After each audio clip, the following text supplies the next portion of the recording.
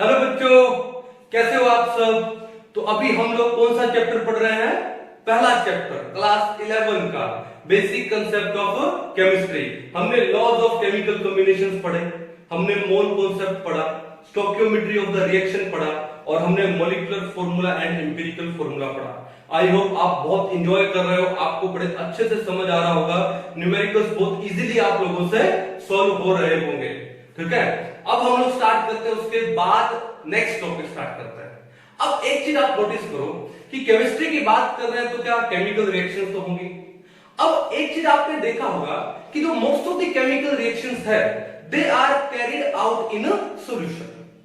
तो इसका मतलब ये है कि हमको सॉल्यूशन का क्या पता होना चाहिए, कंसंट्रेशन पता होना चाहिए, so that the exact amount of solute can be measured, can be determined.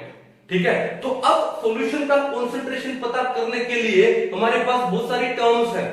ठीक है, तो आज का जो हमारा टॉपिक है वो कौन सा है? Concentration terms. आपके क्लास 11 के लिए तो इंपॉर्टेंट है ही है, लेकिन ये क्लास 12 में आपका एक चैप्टर आएगा कौन सा? सॉल्यूशन। तो चैप्टर का नाम ही सॉल्यूशन है। ठीक है, तो उसके अंदर भी आएगा, तो हम लोग अच्छे से समझ लेते हैं और आने वाले फिर चैप्टर्स हमारे लिए थोड़े और इजी हो जाएंगे, क्योंकि चैप्टर का नाम क्या है? बेसिक कंसेप्ट, यानी आपके जो बेसिक कंसेप्ट को स्ट्रॉन्ग करना, ये हमारा फर्ज है ना। चलो तो पढ़ते हैं हम लोग क्या? Concentration terms. अपनी अपनी नोटबुक ओपन कर लो, समझो, नोट्स बनाओ। ठीक है, चलो तो क्या पढ़ने वाले हम लोग? Concentration terms. ठीक है, बड़ी बेसिक लेवल से कराऊंगा आप लोगों को। ठीक है, तो पहला देखो, पहली जो कंसंट्रेशन टर्म है उसे हम लोग क्या बोलते हैं? मोलैरिटी। क्या बोलते हैं उसे? मोलैरिटी। ओके, और एक टर्म और है इसके साथ ही, उसको हम लोग क्या बोलते हैं?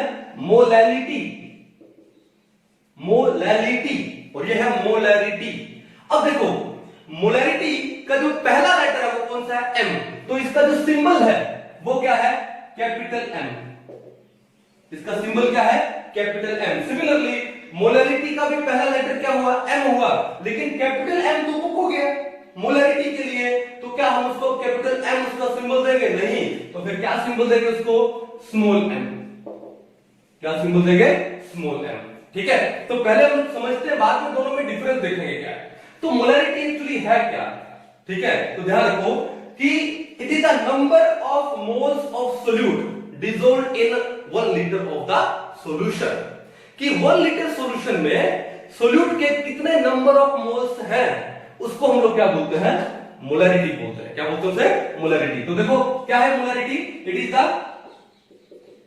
Is the number of moles of solute, okay,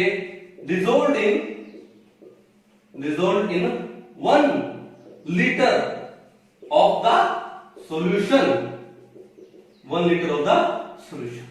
ठीक है ना। अब देखो कि मैथमेटिकली मोलैरिटी किसके इक्वल होगा? ऊपर क्या आएगा? Number of moles of solute upon क्या है? Volume of solution. इसमें इन लीटर्स में, volume of solution in litres में। सिंपल सी बात है। ठीक है ना। अब यानी यार इसको मैं ये भी लिख सकता हूं क्या? एन क्या? सोल्यूट। एन क्या है? नंबर ऑफ मोल्स किसका? सोल्यूट का, अपॉन वी सॉल्यूशन का, लेकिन किसमें? लीटर्स में। किसमें? लीटर्स में। अगर आपको मान लो सॉल्यूशन का जो वॉल्यूम है मिलीलीटर में दिया है, तो उसको लीटर में कन्वर्ट करने के लिए क्या करोगे? 1000 से डिवाइड करोगे। क्या करोगे? 1000 से डिवाइड। कहानी समझ आ गई। अब बताओ नंबर ऑफ मोल कैसे निकालते हैं?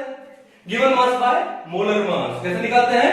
Given mass by molar mass. अब गिवन मास यानी W मान लो, W is the given weight of the solute या given mass of the solute upon molar mass. किसमें लिख दूं? Capital M। ये इसका मोलर मास हो गया, या इसको MW भी लिख सकते हो, रिलेट कर दिया W से, सोल्यूट से। अपॉन में क्या है?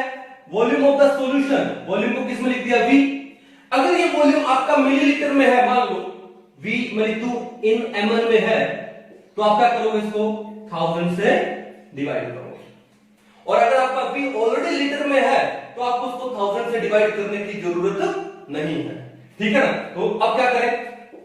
ये जो 1000 है डिवाइड वाला ऊपर आके मल्टीप्लाई में हो जाएगा, तो आपके पास क्या बचेगा, W इंटू 1000 अपॉन ये क्या है MW मोलर मास इंटू में क्या है V वॉल्यूम ऑफ सॉल्यूशन, किसमें है इन ml।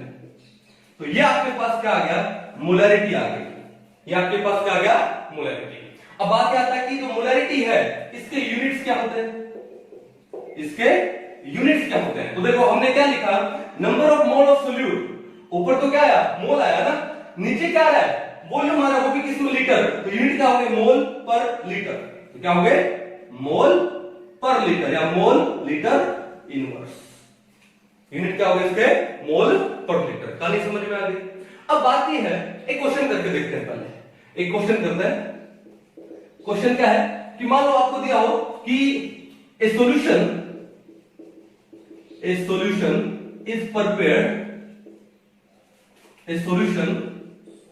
prepared by dissolving 20 gram NaOH in water, 20 gram NaOH in water, ठीक है, टू मेक इट, कितना लिखूं 2 litre, to make it 2 liter. Okay, so what will be its molarity? बड़ा ही basic सा question मैंने लिया है, what will be its molarity। तो कैसे करेंगे क्वेश्चन को, देखो ध्यान से। तो क्या लिखना अपने को, मोलैरिटी निकालना, और मोलैरिटी क्या होती है N अपॉन में V, N अपॉन V, ठीक है, और V किसमें है इन लीटर्स में, और अगर मिलीलीटर में हो तो क्या काम करेंगे 1000 से डिवाइड करेंगे।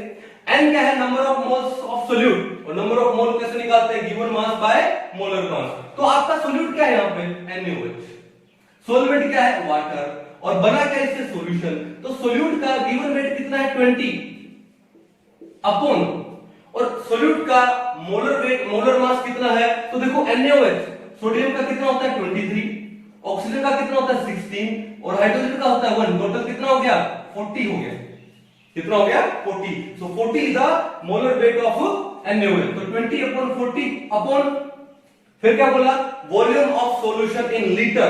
अरे भैया आपको ऑलरेडी सॉल्यूशन का वॉल्यूम लीटर में दिया हुआ है, तो आपको कोई इसको 1000 से डिवाइड करने की जरूरत नहीं है। अगर मिलीलीटर में देता, मान लो आपको देता 250 ml या 500 ml, 750 ml, तो आप क्या कर देते 1000 से डिवाइड करके उसको लीटर बनाते। लेकिन ऑलरेडी लीटर में दिया है, तो डिवाइडेड बाय क्या कर दोगे 2 कर दोगे। अब 20/40 कितना आया 1/2, तो आपके पास ये आ गया 1/2, और नीचे भी क्या है 2, तो टोटल ये कितना हो गया 1/4, और 1/4 का मतलब कितना हुआ 0.25, कितना मतलब हुआ 0.25, और आगे सिंबल क्या लगा दोगे m, आगे सिंबल क्या लगा दोगे m। तो मोलैरिटी कितना आ गया आपके पास 0.25। अब बात यह है कि सिंबल m को बोलोगे कैसे, क्या आप ऐसे लिखोगे 0.25 m, तो इस सिंबल m को बोलते कैसे।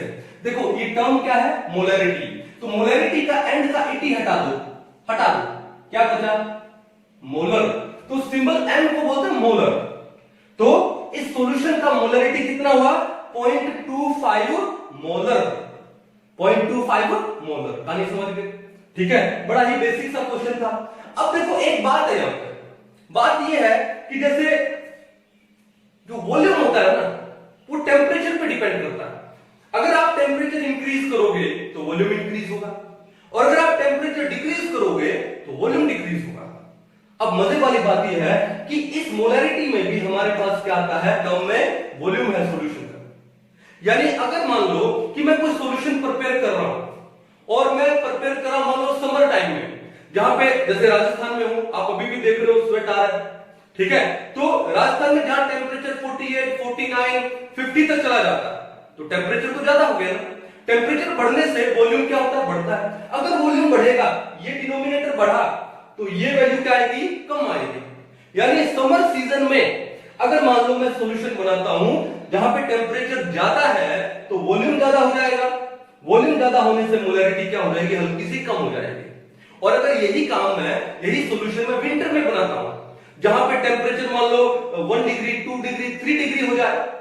अब देखो 50 डिग्री में और 1 डिग्री में कितना डिफरेंस है, ठीक है। तो टेम्परेचर कम होने से वॉल्यूम भी क्या हो जाएगा, कम हो जाएगा। और वॉल्यूम अगर कम हो गया तो मोलैरिटी क्या हो जाएगी, बढ़ जाएगी। अगर वॉल्यूम कम हो गया तो मोलैरिटी क्या हो जाएगी, बढ़ जाएगी। और अगर वॉल्यूम बढ़ गया तो मोलैरिटी क्या हो जाएगी, घट जाएगी। तो इसका मतलब है कि number of moles of solute में मैंने कोई चेंज नहीं किया, लेकिन बात यह है कि टेम्परेचर के अकॉर्डिंग ये मोलैरिटी की वैल्यू कम ज्यादा आएगी। तो मैं आपसे पूछ रहा हूं, क्या मोलैरिटी एक अच्छा कॉन्सेंट्रेशन टर्म है? नो।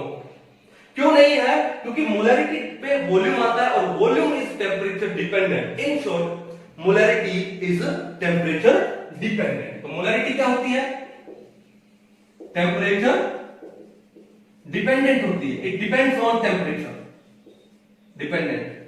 और जो कॉन्सेंट्रेशन टर्म टेम्परेचर डिपेंडेंट होती है उसको हम लोग अच्छी नहीं मानते हैं कैलकुलेशन के लिए, क्योंकि वहां पे आपके पास एरर आएगी, और एरर आएगी तो फिर क्या फायदा। सही है। अभी नीट में 2-3 साल पहले भी क्वेश्चन आया था, which among the following is independent of temperature या dependent on temperature. Dependent on temperature था, और उसमें क्या था, एक मोलैरिटी भी था। बड़ा ही हलवा क्वेश्चन था, 4 नंबर फ्री के थे। तो मोलैरिटी कैसे पता लगेगा कि कौन सी कॉन्सेंट्रेशन टर्म है वो टेम्परेचर पे डिपेंड करती है नहीं करती है? क्या करोगे, अगर किसी कॉन्सेंट्रेशन टर्म में वॉल्यूम आ गया तो वो टेम्परेचर डिपेंडेंट हो जाएगी। That is not a good concentration term to express. समझ आ गया आप लोगों को? कोई दिक्कत नहीं है। अब देखो बात यह है, इसको मिटा दो क्वेश्चन को, कि मान लो ये जो आप मोलैरिटी आप एक्सप्रेस कर रहे हो, ये कौन से टेम्परेचर को कर रहे हो? बेसिकली हम लोग मानते हैं क्या, रूम टेम्परेचर। और रूम टेम्परेचर हम लोग कितना मानते हैं, लगभग 25 डिग्री सेल्सियस। कई जगह पे 20 डिग्री सेल्सियस भी मानते हैं, लेकिन 25 डिग्री सेल्सियस मान लो। तो ये सारा काम धाम हम लोग कर रहे हैं 25 डिग्री सेल्सियस पे, रूम टेम्परेचर पे। लेकिन मैं कहूं कि अगर यही काम धाम हम 0 डिग्री सेल्सियस पे करें तो, एट 0 डिग्री सेल्सियस, यही हम 0 डिग्री सेल्सियस पे करें तो भैया, तो उस टर्म को मोलैरिटी नहीं बोलते हैं, उसको हम लोग क्या बोलते हैं, डीमल। DEMAL, डीमल। डीमल क्या होती है? डीमल होता है क्या, it is number of moles of solute dissolved in 1 liter of the solution, volume of solution किसमें, लीटर्स में। बट कब, at 0 degree Celsius. 0 degree Celsius पे अगर हो यही, तो उसको मोलैरिटी नहीं बोलते हैं, क्या बोलते हैं उसको, डीमल बोलते हैं। लेकिन मैं क्या कर रहा हूं, ये आपके बहुत ही कम काम आएगा, शायद हो सकता है काम ही ना आए।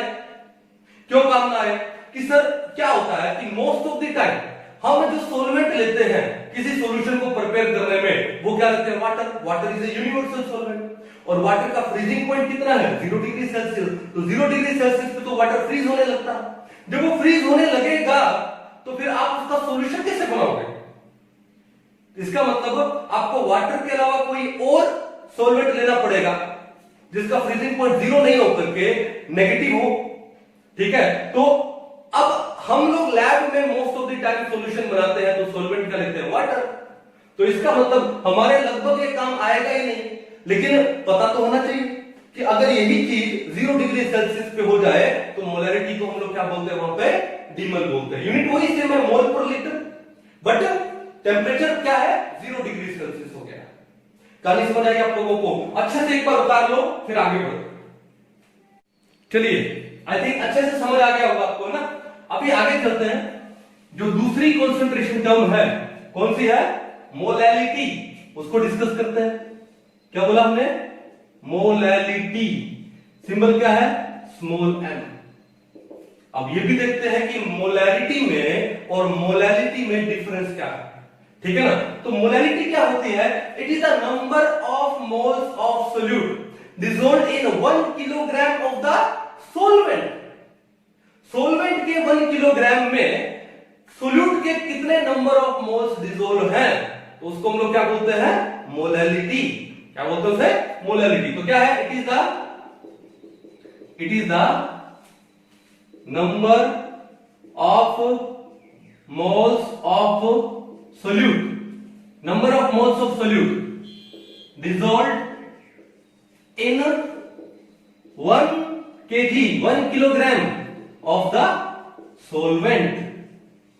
यानी इस डेफिनेशन में सॉल्यूशन तो आया ही नहीं, डेफिनेशन में सॉल्यूशन नहीं आया। किस किस को लिया है?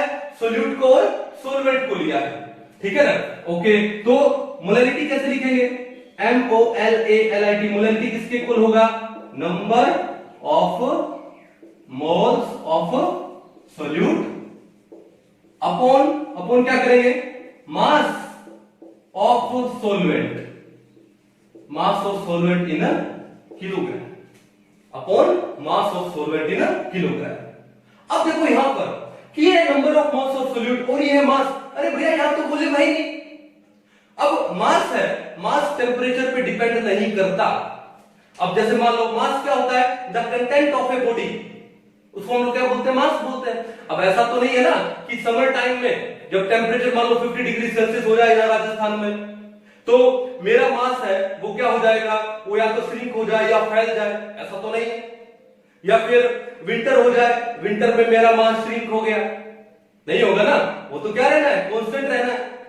तो मास इज टेम्परेचर इंडिपेंडेंट। तो मेरे को ये बताओ कि इस मोलैलिटी में अगर वॉल्यूम आया ही नहीं तो वो टेम्परेचर डिपेंडेंट नहीं होगा।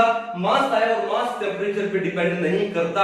आपकी समर में, आपकी विंटर में जो भी आप number of moles of solute लोगे इन ए गिवन मास ऑफ सोलवेंट, तो जो भी आपकी मोलैलिटी आएगी सॉल्यूशन की वो क्या रहेगी? कांस्टेंट रहेगी। तो क्या ये एक अच्छी कंसंट्रेशन टर्म है या नहीं है? बिल्कुल है, क्योंकि ये चेंज नहीं होने वाली टेम्परेचर के साथ। तो ये क्या है? This is temperature independent, this is temperature independent, ठीक है। तो टेम्परेचर इंडिपेंडेंट है, then it is a good concentration term to express. तो मेरे को ये बताओ कि अगर आपसे कोई पूछे कि मोलैरिटी में और मोलैलिटी में बढ़िया कंसंट्रेशन टर्म कौन सी है, तो आप क्या बताओगे? Sir molality. व्हाई? क्योंकि ये टेम्परेचर पे डिपेंड करती है, तो इसकी वैल्यू में थोड़ी एरर आएगी टेम्परेचर के हिसाब से। ये टेम्परेचर पे डिपेंड नहीं करती है, दिस इज टेम्परेचर इंडिपेंडेंट, तो वैल्यू क्या आएगी? कांस्टेंट आएगी, एग्जैक्ट आएगी। तो molality is a good concentration term. कहानी समझ आ गई? चलो अब बात ये आती है कि इसके यूनिट्स क्या लिखेंगे सर? यूनिट्स, तो यूनिट क्या लिखोगे बताओ? ऊपर क्या है? मोल्स है, ओके। नीचे क्या है? मास, और वो भी किलोग्राम में, तो ये क्या? मोल पर किलोग्राम या फिर मोल किलोग्राम इनवर्स। तो ये क्या हो गए? इसके यूनिट्स हो गए। क्या हो गए? यूनिट। कर लोगे, कोई इशू नहीं है, ओके। अब इसके बाद इसको भी number of moles of solute क्या लिखोगे? चलो इसको कर लेते हैं। ये क्या हो गया? n, और n क्या होता है? गिवन मास बाय में मोलर मास, अपॉन में क्या बोला? मास ऑफ सोलवेंट। अब बताओ किसी सॉल्यूशन में सोल्यूट ज्यादा होगा, सोल्यूट का अमाउंट ज्यादा होगा या सोलवेंट का अमाउंट ज्यादा होगा? सोलवेंट का। अगर सोल्यूट का अमाउंट मैं स्मॉल w में लिखूं तो सोलवेंट का अमाउंट मैं कैपिटल W में लिख देता हूं। ये सिर्फ समझने के तरीके हैं भैया, लिखने के तरीके हैं, ठीक है। तो कैपिटल W, और वो किसमें? किलोग्राम में। अगर मान लो आपको सोलवेंट है ग्राम में दिया हो तो किलोग्राम में कन्वर्ट करने के लिए क्या करोगे? 1000 से डिवाइड करोगे। तो W आपको मान लो दे दिया हो इन ग्राम, तो डिवाइडेड बाय क्या कर दो? 1000 करो। और अगर W किलोग्राम में दिया है तो 1000 से डिवाइड करने की कोई दरकार नहीं है भैया, कोई जरूरत नहीं है। तो ये क्या जाएगा आपके पास? क्या जाएगा? क्या ये 1000 ऊपर चला जाएगा, स्मॉल w अपॉन में कैपिटल W, इनटू में क्या है? 1000, और इनटू में क्या है? कैपिटल M, या M इसको W लगा, एक ही बात है। तो ये क्या आपके पास आ गई? मोलैलिटी। क्या आ गई? मोलैलिटी। अब मान लो कोई सॉल्यूशन का मोलैलिटी, मान लो किसी सॉल्यूशन का मोलैलिटी है 1 और आगे क्या लगाओगे? M। तो इस M को बोलोगे क्या? मैंने क्या बोला? लास्ट का ET हटा दो, पीछे क्या बचा? मोलल। आगे बचा ये, तो क्या बचा? मोलल। तो इसको बोलेंगे क्या? 1 मोलल, 1 मोलल। क्या बोलेंगे? 1 मोलर सॉल्यूशन। जैसे यहां पर अगर 1 होता तो क्या बोलते हैं? 1 मोलर सॉल्यूशन। यहां क्या बोलते हैं? 1 मोलर सॉल्यूशन। अगर मोलरिटी 1 होता तो बोलना आ गया, ओके, यूनिट पता चले गए, डिफरेंस पता चला गया दोनों में बेस्ट कौन सी है, मोलैलिटी है, क्यों है, टेम्परेचर इंडिपेंडेंट है, ये पता चल गया। ठीक है, हो गया। अच्छे से एक बार उतार लो, एक न्यूमेरिकल करते हैं और न्यूमेरिकल के हिसाब से बाद में चलते हैं। चलिए क्वेश्चन करें मोलैलिटी के ऊपर। ओके, तभी अच्छे से ये क्लियर होगा हमारा।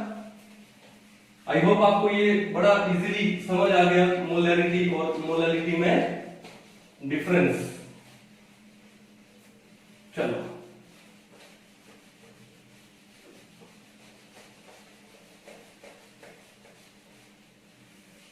हाँ जी, तो एक क्वेश्चन है, क्या क्वेश्चन है, what is the molality if 20 gram sodium hydroxide is dissolved in 500 ml of water। ये आपको एक क्वेश्चन दिया है कि आपके पास 500 ml वाटर है और उसके अंदर 20 ग्राम सोडियम हाइड्रोक्साइड को क्या किया है, डिसोल्व किया है, तो उसका मोलैलिटी क्या होगा। तो देखो मोलैलिटी में वॉल्यूम तो आता ही नहीं, मोलैलिटी में तो वॉल्यूम आता ही नहीं, क्या आता है वहां पे, मास आता है, वो भी क्या, सॉल्वेंट का।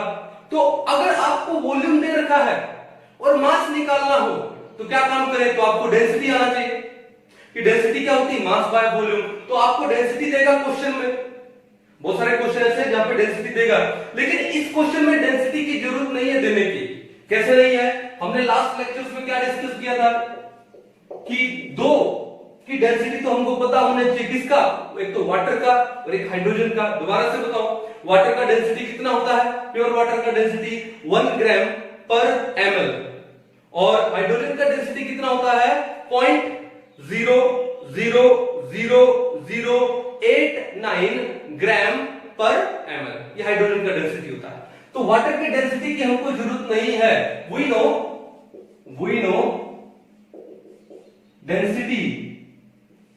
नो डेंसिटी ऑफ वाटर कितना है भैया, वो है 1 ग्राम पर ml।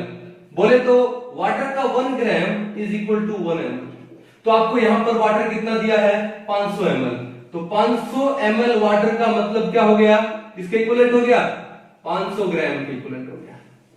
क्या हो गया, इक्विवेलेंट। अब क्वेश्चन पढ़ो, what is the molality 20 gram NaOH, solute क्या है, NaOH is dissolved in 500 ml of water। Water क्या है, सोलवेंट का वॉल्यूम दिया था, तो हमने क्या किया, डेंसिटी पता लगा कि डेंसिटी वाटर की 1 होती है, तो उस वॉल्यूम को कन्वर्ट कर दिया किसमें, मास में। तो अब हम लोग निकाल लेते हैं यहां से क्या, मोलैलिटी क्या होगी, number of moles of solute. Okay, solute के मोल कैसे निकालेंगे, गिवन मास बाय में NaOH का मोलर मास कितना होता है 40 upon mass of solvent in kilogram. Solvent का मास कितना है 500 ग्राम, किलोग्राम में कन्वर्ट करोगे तो डिवाइडेड बाय 1000। ऊपर कितना है 20 बाय 40 कितना हुआ 1/2, 500 बाय 1000 कितना हुआ 1/2, कितना आ गया हमारे पास 1 आ गया। तो आपके पास जो मोलैलिटी थी सॉल्यूशन की कितनी आ गई, 1 आ गई, कितनी आ गई, 1 आ गई। अब यहां से एक क्वेश्चन जनरेट हो गया कि मान लो कि यही सॉल्यूशन है आपके पास, इसका मोलैलिटी निकालना है तो कितना आएगा। या फिर अगर आपके पास number of mole of solute same है, यानी सोल्यूट का वेट सेम दिया हो और आपको सोलवेंट सेम ये दिया हो, तो मोलैलिटी ज्यादा होगी या मोलैलिटी ज्यादा होगी, ठीक है ना। कंडीशन अगर सेम है तो मोलैलिटी ज्यादा है या मोलैलिटी ज्यादा है, तो इस कंडीशन पे हमने मोलैलिटी निकाल लिया। ओके, अब हम लोग इसी कंडीशन पे क्या निकाल लेते हैं, मोलैलिटी निकाल लेते हैं। तो मोलैलिटी क्या होती है, N/V। N कितना हो गया 20 बाय में 40 हो गया, और V क्या होता है, volume of solution in litre. अब मजे वाली बात है, आपके पास सॉल्यूशन का वॉल्यूम नहीं है। क्यों नहीं है, क्योंकि आपके पास सॉल्यूशन कैसे बनता है, सोल्यूट प्लस में सॉल्वेंट। अब सॉल्वेंट का तो वॉल्यूम है 500 ml, लेकिन सॉल्यूशन का तो आपको वेट दिया है 20 ग्राम, वॉल्यूम तो नहीं दिया। अब बात उस 20 ग्राम को वॉल्यूम में कैसे कन्वर्ट करोगे, क्योंकि हमारे पास डेंसिटी नहीं है। तो एक चीज अज्यूम करके देखो कि ये 500 ml वाटर, ये तो सॉल्वेंट का वॉल्यूम हो गया, ये 20 ग्राम है। तो जो सॉल्वेंट इस सॉल्यूशन का हम जो वॉल्यूम निकालते हैं, पहले कैसे निकालेंगे? 500 में कुछ तो ऐड करेंगे, क्योंकि 20 ग्राम एनुअल सॉल्यूट ऐड हो रहा है सॉल्वेंट में, तो सॉल्यूशन का वॉल्यूम थोड़ा तो बढ़ेगा, 100 से थोड़ा सा तो जाएगा। मान लो 110 चला गया एक बार, मान लो, अज्यूम कर लिया, हमको पता नहीं 500 है, 500 से मान लो वो चला गया कितना, 510 चला गया, मान लो कितना चला गया, 510। किसका?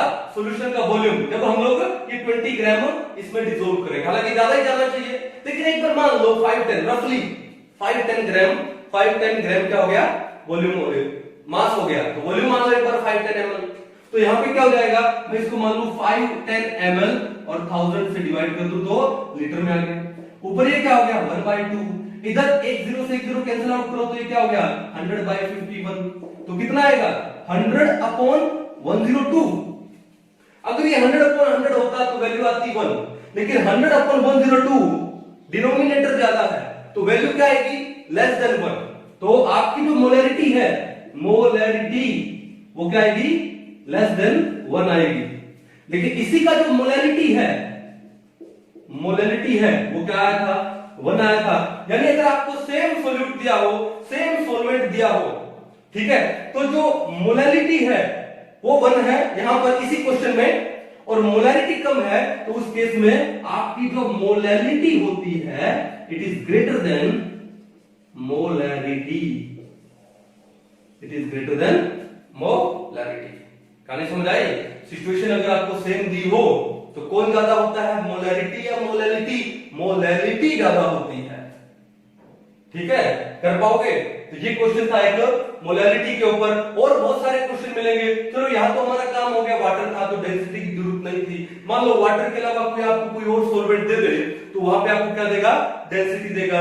या फिर मान लो आपको सॉल्यूशन दे दिया, आपको बोल दिया कि इन 2 लीटर ऑफ सॉल्यूशन, ठीक है, अब जब सॉल्यूशन का आपको वॉल्यूम दे दिया तो उस वक्त आपको डेंसिटी देगा सॉल्यूशन का, तो उस वक्त आप सॉल्यूशन का मास निकाल लोगे। डेंसिटी क्या होती है, मास बाय वॉल्यूम, तो सॉल्यूशन का मास निकाल लोगे, लेकिन आपको क्या चाहिए, मास ऑफ सॉल्वेंट चाहिए। तो सॉल्वेंट का मास कैसे निकालोगे वहां पे, तो मास ऑफ सॉल्वेंट कैसे निकालोगे, वो निकालोगे आप क्या, mass of solution minus mass of solute, ठीक है, ऐसे निकालोगे। तो सॉल्वेंट का मास अगर वो ग्राम में आता है तो 1000 से डिवाइड कर दो किलोग्राम में, और मोलैलिटी निकाल लीजिए। आप सोल्व करके देखिए क्वेश्चन, और अगर नहीं होते हैं तो आप मेरे को भेजिए, डाउट्स में हम लोग करेंगे, ठीक है। आई होप आपको ये मोलैलिटी समझ आया हो। चलिए इसके बाद जो नेक्स्ट कंसंट्रेशन टर्म है, मिटा देता हूं इसको। नेक्स्ट कंसंट्रेशन टर्म है वो कौन सी है, फॉर्मेलिटी। वो कौन सी है, फॉर्मेलिटी। बेसिकली मैंने देखा है, करवाते नहीं है, लेकिन हम लोग करेंगे यहां पे। नेक्स्ट कौन सी है, फॉर्मेलिटी।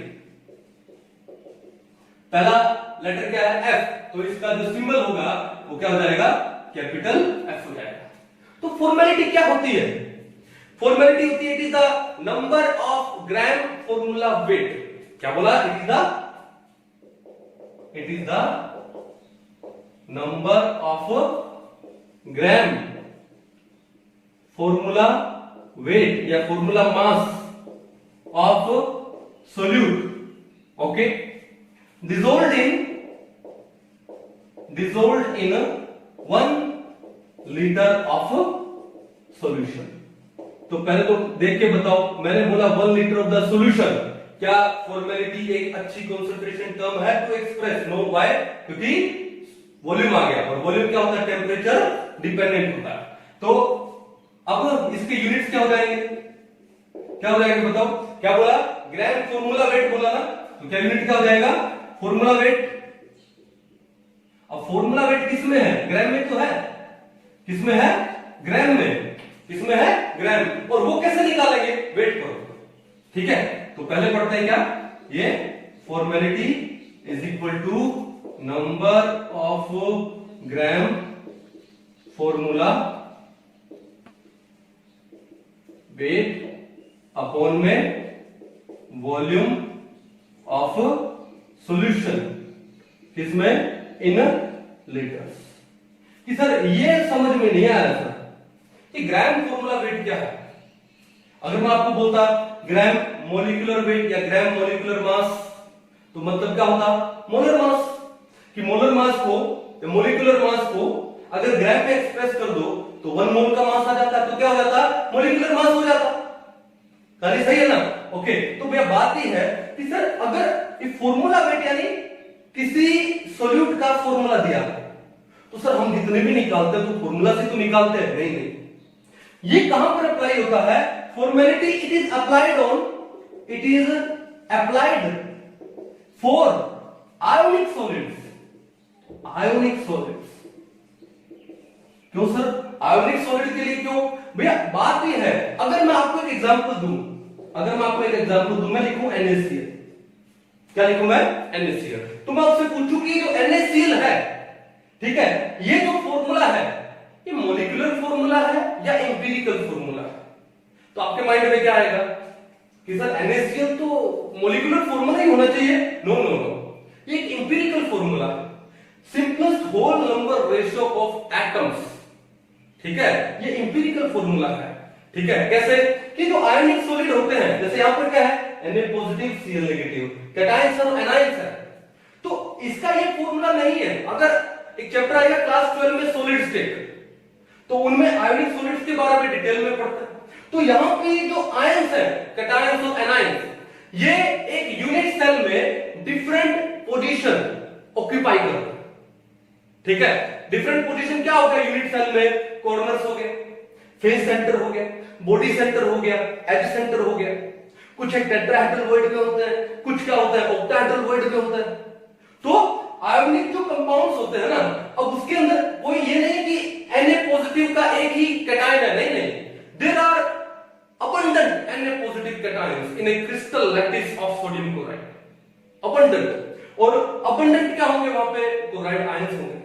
तो मान लो कुछ ऐसा हो जाए कि भाई Na पॉजिटिव है, वो हो जाए कि मान लो 1000, और Cl नेगेटिव वो भी कितना हो जाए 1000, तो क्या हम ये लिखेंगे, या फिर एक हमारे पास एग्जांपल आ गया, वहां पे ऐसा हो गया कि Na 72, Cl नेगेटिव भी मान लो 72, कुछ ऐसा आ गया, तो क्या इसका फॉर्मूला तो सेम है नहीं, मॉलिक्यूलर फॉर्मूला। तो आयोनिक कंपाउंड में कभी मॉलिक्यूलर फॉर्मूला नहीं होता।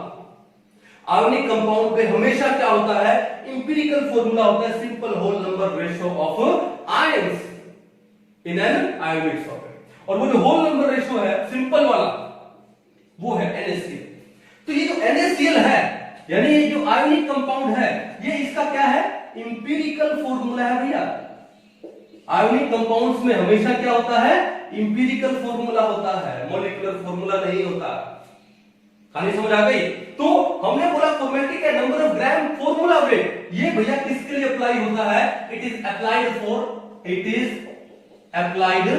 For ionic solids, it is applied for ionic solids. कहानी समझ आ गई? कोई इशू नहीं है। अब जैसे NaCl का ये फॉर्मूला, अब ये फॉर्मूला कौन सा फॉर्मूला लेंगे, एम्पिरिकल फॉर्मूला, तो इसका ये फॉर्मूला वेट हो जाएगा। जैसे सोडियम का कितना है 23, क्लोरीन का कितना है 35.5, कितना हो जाएगा 58.5, ये ग्राम।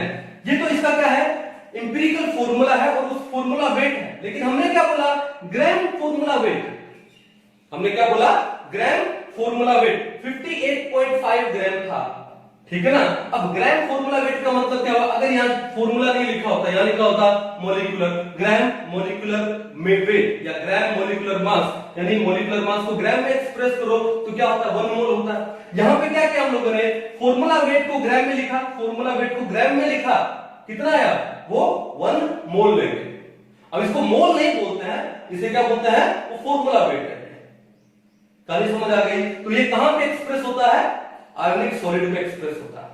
ठीक है, अगर मान लो किसी एक सॉल्यूशन है, जैसे NaCl को हमने वाटर में डिसॉल्व करके सॉल्यूशन बनाया, और उस सॉल्यूशन का जो फॉर्मेलिटी है मान लो 1 आ गया, तो आगे सिंबल क्या आएगा, F। तो क्या बोलेंगे इसको, लास्ट का 80 हटा दो, तो इसको बोलेंगे क्या, 1 फॉर्मल सॉल्यूशन। क्या बोलेंगे इसको, 1 फॉर्मल सॉल्यूशन।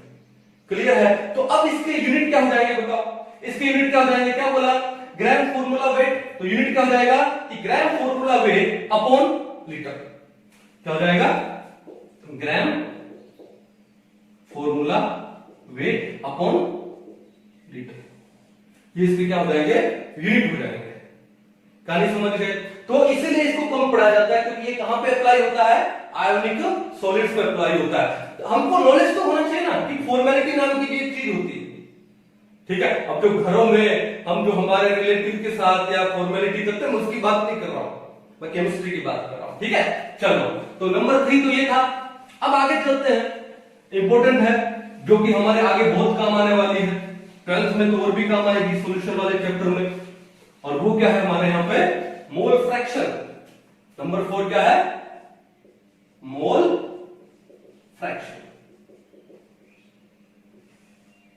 क्या है, मोल फ्रैक्शन। अब ये मोल फ्रैक्शन क्या होता है, मोल फ्रैक्शन पहले तो पता होना चाहिए कि इस मोल फ्रैक्शन का सिंबल क्या होता है, इस मोल फ्रैक्शन का क्या होगा, सिंबल।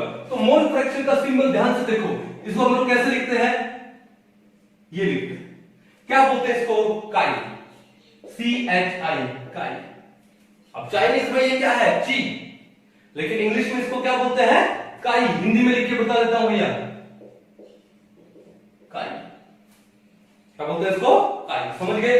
तो अब मैंने देखा कई जगह मोल फ्रैक्शन को x x x पढ़ते थे, x नहीं है, इट्स काई। क्या है ये, काई। तो मोल फ्रैक्शन का, क्योंकि ये भी कहां से स्टार्ट हुआ था, m से।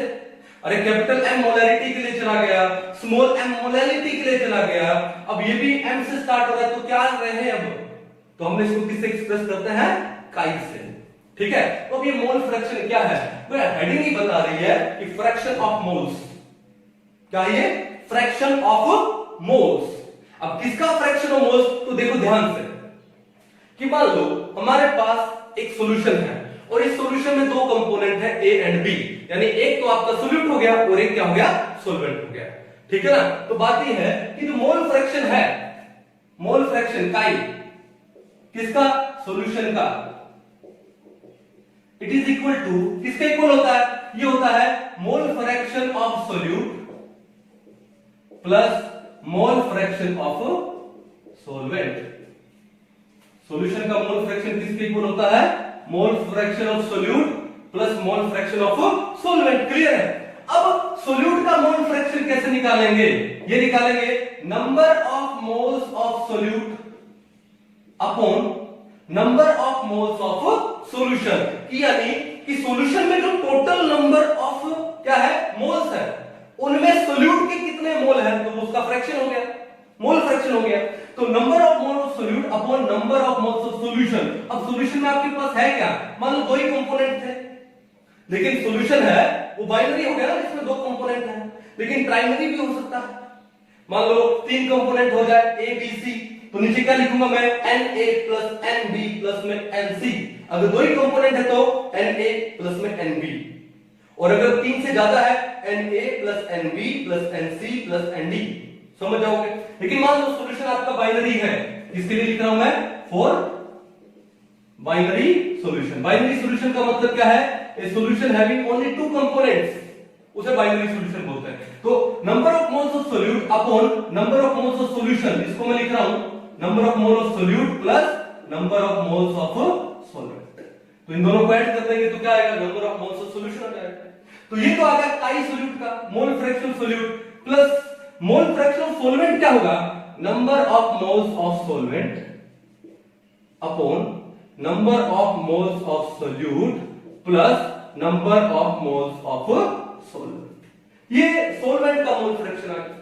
अब बात ये है कि अगर मैं दोनों साइड से एलसीएम लूं तो आपका एलसीएम कितना आ गया, number of moles of solute plus number of moles of solvent, ये आपका एलसीएम आ गया।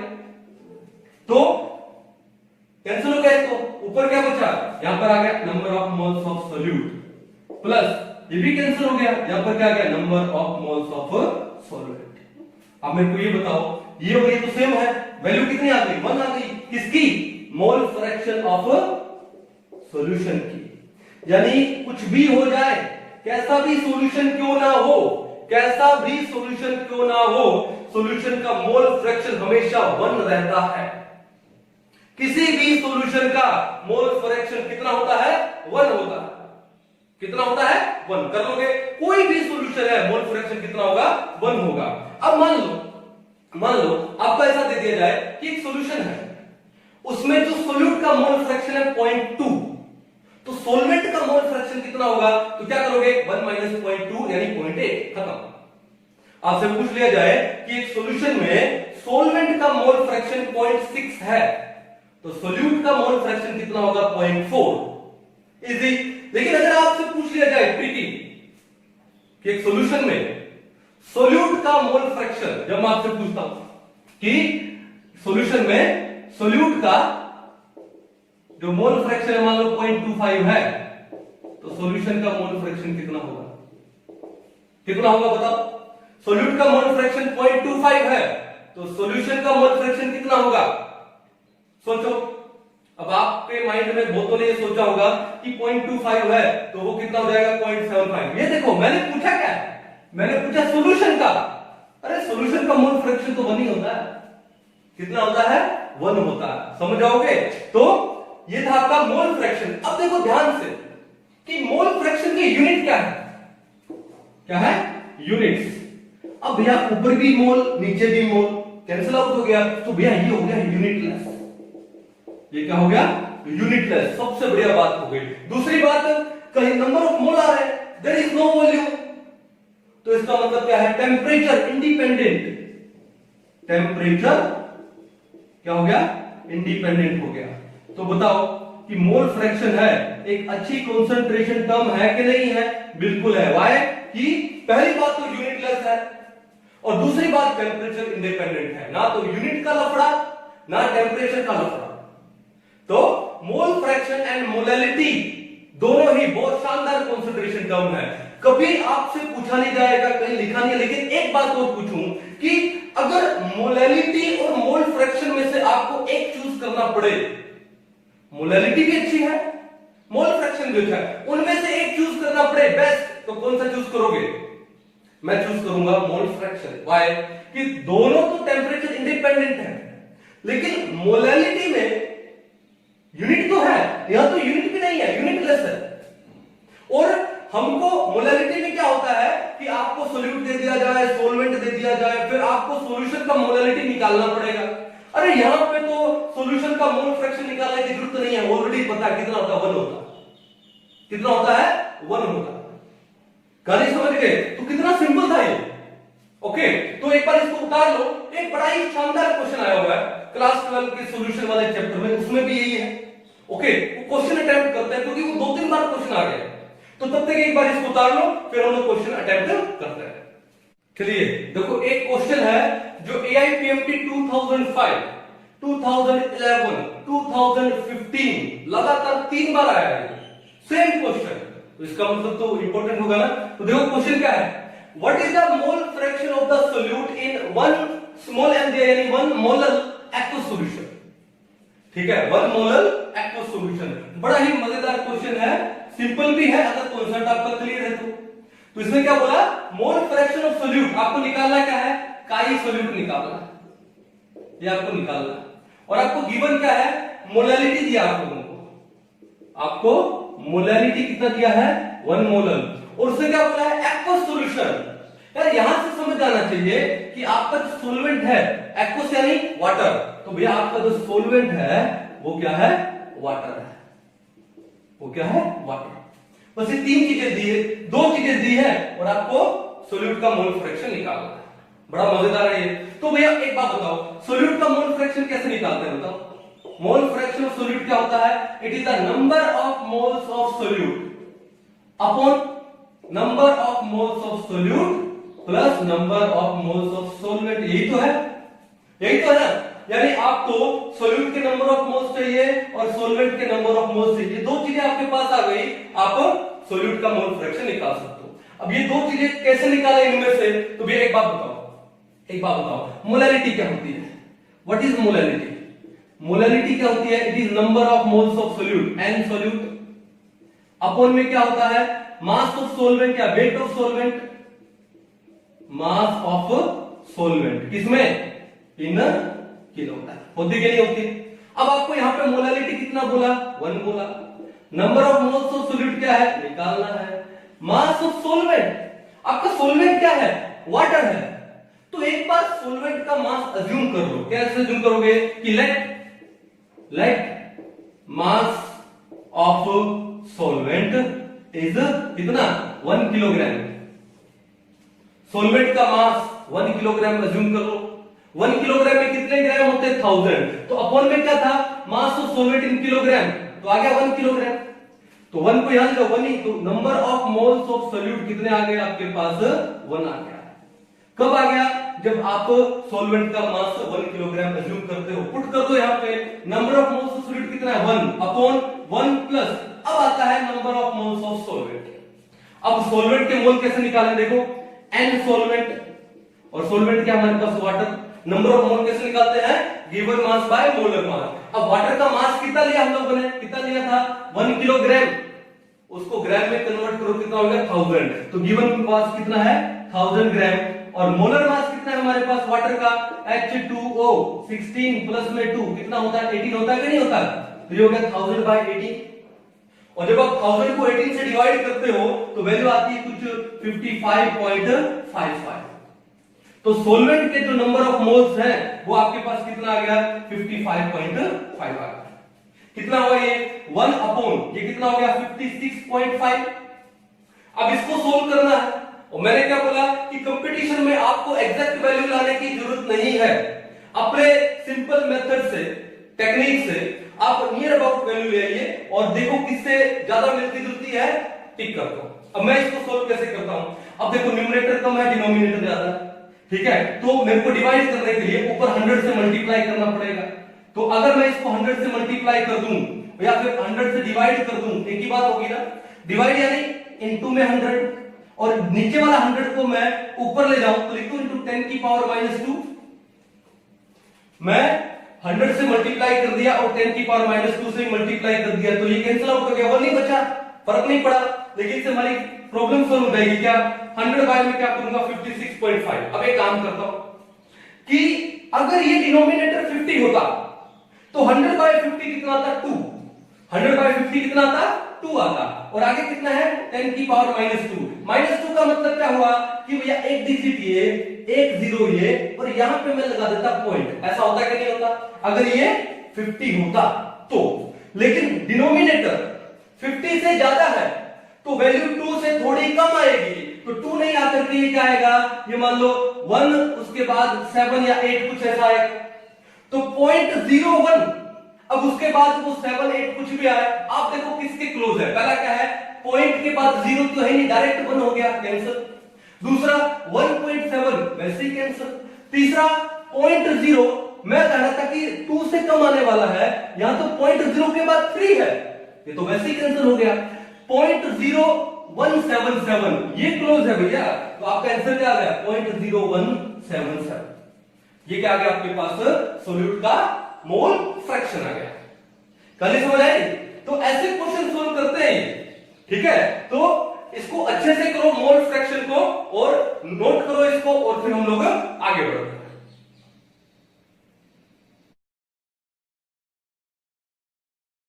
अभी जो नेक्स्ट हम लोग पढ़ने वाले हैं कॉन्सेंट्रेशन टर्म, जो कि कौन सी है? नॉर्मेलिटी, बहुत ही ज्यादा इंपॉर्टेंट है, ठीक है? तो इसको मिटा देते हैं। आई होप आपको अच्छे से समझ आ गया होगा, ठीक है?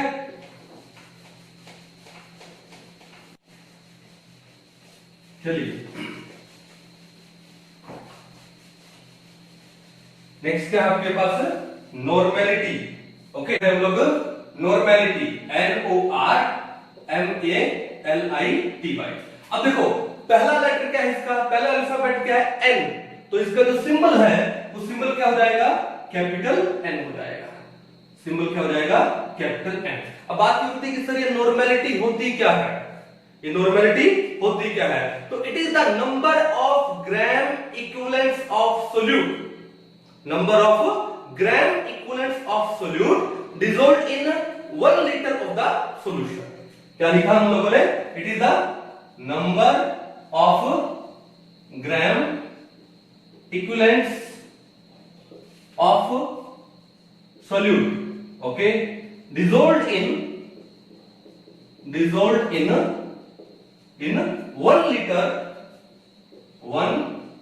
liter of the solution। 1 litre solution में सोल्यूट के कितने ग्राम इक्विवेलेंट्स डिसॉल्व्ड हैं, तो उसको हम लोग क्या बोलते हैं, उसका नॉर्मेलिटी। अब यहां पर एक नई चीज आ गई सर ये ग्राम इक्विवेलेंट्स क्या है, पढ़ेंगे बड़ा डिटेल में पढ़ेंगे हम लोग ये ग्राम इक्विवेलेंट्स क्या है। तो पहले तो देखो इसके यूनिट क्या होंगे, इसके यूनिट्स क्या होंगे, तो यूनिट कैसे होंगे, तो क्या लिखा, नंबर ऑफ ग्राम इक्विवेलेंट्स, तो भैया यूनिट हो गया आपके क्या, ग्राम इक्विवेलेंट, ओके, अपॉन में क्या है, volume of solution in litre, तो क्या हो जाएगा, पर लीटर या फिर लीटर इनवर्स। यूनिट क्या हो जाएंगे, ग्राम इक्विवेलेंट्स लीटर इनवर्स या पर लीटर, ठीक है। दूसरी बात क्या बोला, dissolved in 1 litre of the solution, volume आ गया ना, और वॉल्यूम क्या होता है, टेम्परेचर डिपेंडेंट होता है, तो भैया नॉर्मेलिटी है, it is temperature dependent, normality is temperature dependent. कहानी समझ आ गई, नॉर्मेलिटी हो या फिर मोलैरिटी हो या फिर फॉर्मेलिटी हो, दे आर टेम्परेचर डिपेंडेंट, लेकिन molarity, mole fraction, they are temperature independent, okay. तो क्या लिखेंगे हम लोग, normality is equal to number of gram equivalents of solute upon क्या हो जाएगा, वॉल्यूम ऑफ सॉल्यूशन, किसमें, लीटर्स में, अगर ml में दिया है तो 1000 से डिवाइड करके इसको लीटर में कन्वर्ट करो। ये बात क्लियर है। फिर क्वेश्चन वही उठ गया, सर ये ग्राम इक्विवेलेंट क्या है, तो पढ़ते हैं कि जो ग्राम इक्विवेलेंट्स है कैसे निकालते हैं, ग्राम इक्विवेलेंट्स कैसे निकालते हैं। एक बात बताओ कि मोलैरिटी क्या थी, it is the number of moles of solute dissolved in 1 litre of the solution, और नंबर ऑफ मोल कैसे निकालते हैं, given weight by molar weight या given mass by molar mass, एक ही बात है। तो अब यहां पे ग्राम इक्विवेलेंट कैसे निकालेंगे, ये निकालेंगे गिवन वेट अपॉन में इक्विवेलेंट वेट, अब एक नई चीज और आ गई कि सर अब ये इक्विवेलेंट वेट कैसे निकालते हैं, इक्विवेलेंट वेट क्या होता है वो भी पढ़ते हैं। क्या बोला हम लोगों ने, इक्विवेलेंट वेट क्या होता है, ये होता है क्या लिखे यहां पे, मोलर वेट या मोलर मास अपॉन में वैलेंसी फैक्टर VF, या फिर हम इसको क्या बोल देते हैं, मोलर वेट अपॉन में N फैक्टर। अब वैलेंसी फैक्टर बोलो, N फैक्टर बोलो, एक ही बात है। अब फिर माइंड में एक क्वेश्चन आता है कि सर ये वैलेंसी फैक्टर या N फैक्टर ये कैसे निकालते हैं, भैया अब सारा गेम इसी का है कि N फैक्टर कैसे निकाले, ठीक है। तो हम डिटेल में पढ़ेंगे इसको कि N फैक्टर कैसे निकालते हैं। तब तक आप एक बार इसको समझो कि नॉर्मेलिटी होती क्या है, it is the number of gram equivalents of solute dissolved in 1 litre of the solution. और ग्राम इक्विवेलेंट कैसे निकालते हैं, गिवन वेट बाय में इक्विवेलेंट वेट, और इक्विवेलेंट वेट कैसे निकालते हैं, मोलर वेट अपॉन में वैलेंसी फैक्टर या मोलर वेट अपॉन में N फैक्टर। ये बात समझ गए। N फैक्टर को बिल्कुल डिटेल में पढ़ने वाले हैं हम लोग, ठीक है। लेकिन एक काम करते हैं उससे पहले कि मोलैरिटी में और नॉर्मेलिटी में रिलेशन क्या है, ठीक है। तो पहले तो मैं आपको डिटेल में समझाता हूं, फिर एक छोटे से ट्रिक से मैं आपको लाइफ टाइम तक याद करवाऊंगा, ठीक है। अच्छे से उतार लो इसको एक बार, ठीक है, फिर आगे चलते हैं एक बार। चलिए उतार लिया होगा शायद आप लोगों ने, ठीक है, मिटा देता हूं एक बार, ओके। तो नॉर्मेलिटी है, बड़ा इंपॉर्टेंट है, ठीक है। तो हमको क्या लेना है, रिलेशन बिटवीन किसमें, normality and molarity and normality में रिलेशन लेकर के आते हैं, ठीक है। क्योंकि कई बार आपको कुछ क्वेश्चन दिए होंगे जहां पे नॉर्मेलिटी दिया होगा और आपको मोलैरिटी के अंदर जवाब देना होगा। तो अगर आपको रिलेशन पता है तो आप 1 सेकंड में निकाल सकते हो, या मोलैरिटी दिया होगा, नॉर्मेलिटी में आंसर देना होगा तो आप इमीडिएट निकाल सकते हो। तो पहले रिलेशन बना लेते हैं बिटवीन नॉर्मेलिटी एंड मोलैरिटी। तो एक बात बताओ, नॉर्मेलिटी क्या होती है? नॉर्मेलिटी क्या होती है? ये होती है क्या? Number of gram equivalents of solute upon में वॉल्यूम ऑफ सॉल्यूशन, इसमें इन लीटर्स में पढ़ा अभी हम लोगों ने। Number of gram equivalents of solute upon volume of solution in litre. अब देखो ग्राम इक्विवेलेंट कैसे निकालते हैं? कैसे निकालेंगे? ये निकालेंगे क्या? गिवन वेट अपॉन में इक्विवेलेंट वेट, ठीक है। और अपॉन में क्या पड़ा रहने दो आपका? Volume of solution in litre. Volume of solution किसमें? इन लीटर्स में। ये बात क्लियर है? अब देखो इक्विवेलेंट वेट कैसे निकालते हैं? तो क्या लिखूंगा इसको मैं? गिवन वेट अपॉन में इक्विवेलेंट वेट क्या होता है? Molar weight upon N factor. क्या हो जाता है? Molar weight upon N factor, ठीक है। अब एक चीज देखो यार कि ये डिवाइड में है, molar weight upon N factor, तो ये मल्टीप्लाई में होगा तो ऊपर क्या जाएगा? मल्टीप्लाई में आ जाएगा ना, तो ऊपर क्या जाएगा? ये मल्टीप्लाई में। तो क्या मैं इसको ऐसा लिख दूं कि गिवन वेट बाय में क्या था तुम्हारे पास? ये था मोलर वेट अपॉन में एन फैक्टर, और ये एन फैक्टर ऊपर मल्टीप्लाई में आ जाएगा। आ जाएगा तो एक बार इसको ऐसे लिखते हैं, बाद में मल्टीप्लाई में लिखते हैं। अपॉन क्या है? वॉल्यूम ऑफ सॉल्यूशन किसमें? इन लीटर्स में, ठीक है। इसको आगे सोल्व कर लेते हैं। तो ये एन फैक्टर ऊपर क्या आ गया? मल्टीप्लाई में। तो क्या बचा आपके पास? आपके पास बचा क्या? गिवन वेट अपॉन में क्या बचा? मोलर वेट इनटू में क्या आ गया? N factor. एन को लिख देता हूं, ठीक है ना। इनटू में क्या आ गया? एन। अपॉन में क्या है? अपॉन है वॉल्यूम ऑफ सॉल्यूशन किसमें? इन लीटर्स में। सिंपल था। अब एक बात बताओ, ये किसके इक्वल है? सारा नॉर्मेलिटी के इक्वल है।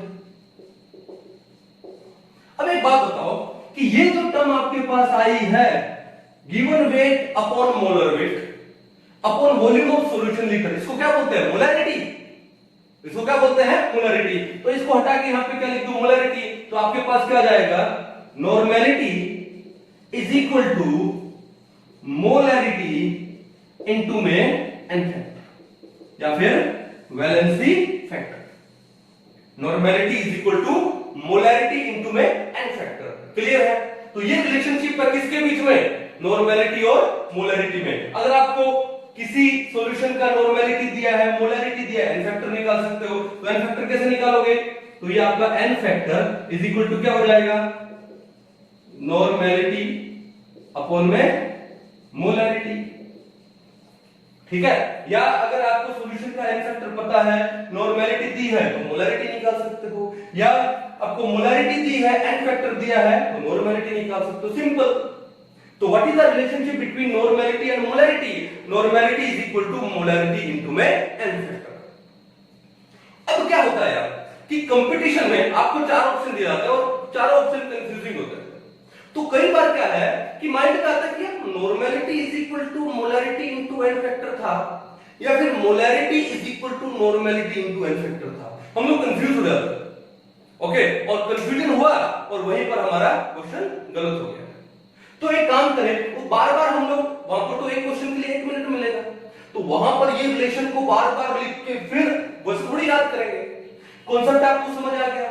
अब इसको, इस फॉर्मूला को याद रखना है। क्या चाहिए उसके लिए?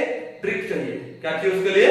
ट्रिक। तो मैं आपको इस फॉर्मूला को, बड़ा सिंपल सा है, normality is equal to molarity into में एन फैक्टर, इस फॉर्मूला को याद रखने का एक छोटा सा ट्रिक देता हूं, ठीक है। ओके, अब ट्रिक क्या है?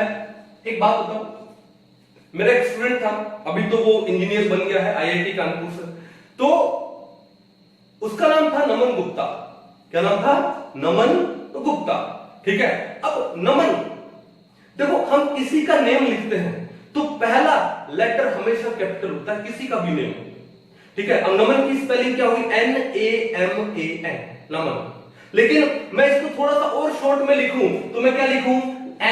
पहला लेटर कैपिटल रखना, एन, उसके बाद एम एन, ये क्या हो गया नमन शॉर्ट में। तो देखो, तो एन एम एन शॉर्ट में लिखा, पहला क्या है एम इज इक्वल टू, बाद में क्या आया एम, इनटू में क्या है एन, दूसरा एन, देखो पहला लेटर एन था वो कैपिटल था और बाद का जो एन है वो क्या है स्मॉल में है। सिंपल, तो दिख रहा ना, n यानी normality is equal to m यानी मोलरिटी इनटू में n यानी n फैक्टर। शॉर्ट में क्या हो गया नमन, शॉर्ट में क्या हो गया नमन।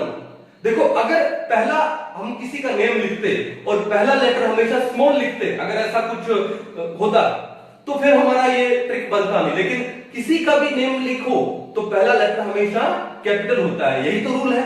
तो कैपिटल था तो वो क्या हो गया एन हो गया, तो दूसरा एन क्या हो गया स्मॉल है, तो क्या हो गया नमन। तो इसको बड़ा सिंपल से नमन के नाम से याद रखा। आई होप नमन ये वीडियो देख रहा हो, ठीक है ओके। तो धीरे धीरे मैंने बहुत सारे जो मेरे स्टूडेंट्स हैं तो उनके नेम के ऊपर या उनके कुछ बिहेवियर के ऊपर मैंने कुछ ट्रिक्स बनाए, ठीक है। धीरे धीरे जैसे जैसे हम लोग बढ़ेंगे, अभी फिजिकल पढ़ रहे हैं, फिर ऑर्गेनिक में आएंगे, इनऑर्गेनिक में आएंगे, सब में धीरे धीरे एक एक का ट्रिक सब आएगा, ओके। तो आप नॉर्मेलिटी और मोलरिटी में क्या रिलेशन याद रखोगे नमन, क्या याद रखोगे Naman, n is equal to m into में n, normality is equal to molarity into n factor. एक सेकंड नहीं लगा याद रखने के लिए। तो अब कभी भी हम लोग, मैं आपको बोलूंगा कि what is the relation between normality and molarity, क्या बोलोगे sir Naman, normality is equal to molarity into n factor. Clear है ओके, मिटा दो इसको। चलो अब हमारा टास्क क्या है, हमारा टास्क है ये n फैक्टर को निकालना कि n फैक्टर क्या होता है, ठीक है ना ओके। तो मैं इसको मिटा देता हूं एक बार, आई थिंक आपने उतार लिया होगा ये। चलिए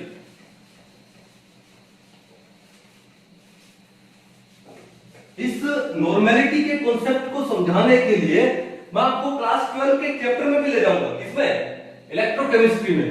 इतना इजी हो जाएगा आपके लिए ये कॉन्सेप्ट कि दिमाग से नहीं निकलेगा। तो पहला तो सबसे पहले काम क्या करना है, n फैक्टर फाइंड आउट करना है।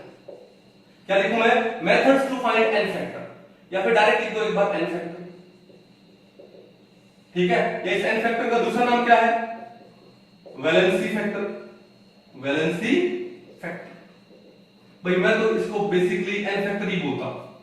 अब ये n फैक्टर निकाल रहे कैसे, तो देखो मान लो अगर आपको एसिड दिया जाए, आपको बेस दिया जाए और आपको सोल्ट दिया जाए, ठीक है, और फिर आपको क्या दे दिया जाए, आयन दे दिया जाए। आयन में चाहे कैटायन हो चाहे फिर एनायन हो, तो ये सब दे दिए जाए, तो इन केस में n फैक्टर कैसे निकाले एक एक करके पढ़ते हैं। तो देखो नंबर वन क्या है, इन केस ऑफ एसिड्स, एसिड के केस में n फैक्टर क्या होता है, ध्यान से समझिएगा क्योंकि इसमें बहुत सारे कॉन्सेप्ट ऐसे भी होंगे, ठीक है, जिनके प्रीवियस ईयर में क्वेश्चन आए हुए हैं और जिनके ऊपर क्वेश्चन बनते हैं, ठीक है। तो इन केस ऑफ एसिड्स, तो देखो सबसे पहले क्विक एसिड ले लो, क्या HCl, ठीक है, हमने क्या ले लिया, एक स्ट्रॉन्ग एसिड ले लिया HCl। अब बताओ ये जो HCl है ये डिसोसिएट होकर क्या देगा, ये देगा आपको H पॉजिटिव प्लस में Cl नेगेटिव। क्या देगा ये आपको, H पॉजिटिव प्लस में Cl नेगेटिव। या तो आप एक चैप्टर पढ़ चुके हैं आयोनिक इक्विलिब्रियम, या फिर आप आने वाले टाइम में पढ़ोगे, ठीक है ना। तो अब बात यह है कि उस चैप्टर में क्या चीज है कि एक एसिड है वो H पॉजिटिव का मतलब क्या है, प्रोटॉन। प्रोटॉन के बाद वो जो नेगेटिव आयन दिया, एनायन दिया एसिड ने, तो उसको क्या बोलते हैं, बेस बोलते हैं। क्या, उसका कॉन्जुगेट बेस, क्या बोलते हैं उसे, कॉन्जुगेट। एक एसिड है वो प्रोटॉन देता है और उसके बाद जो नेगेटिव आयन है उसको उसका क्या बोलते हैं, कॉन्जुगेट बेस बोलते हैं। क्या बोलते हैं उसको, इसका कॉन्जुगेट बेस। अब बात यह है कि जो HCl है कितने कॉन्जुगेट बेस दे सकता है, एक ही। तो जो एसिड आपको सिर्फ एक ही बेस दे पाए, एक ही कॉन्जुगेट बेस दे पाए, उसे बोलते हैं मोनो बेसिक एसिड। क्या बोलते हैं, मोनो बेसिक एसिड। तो HCl आपका क्या है, मोनो बेसिक एसिड। मोनो का मतलब क्या हुआ, वन हुआ, बेसिक का मतलब बेस हुआ, और एसिड तो आप जानते हो एक एसिड जो डिसोसिएट होने के बाद only one type of conjugate base they, that acid is known as monobasic acid. Okay, और कितने दिए, वन दिए, तो ये वन जो उसने दिया उसको उसका बोलते हैं बेसिसिटी। क्या बोलते हैं, बेसिसिटी। क्या बोलते हैं, बेसिसिटी।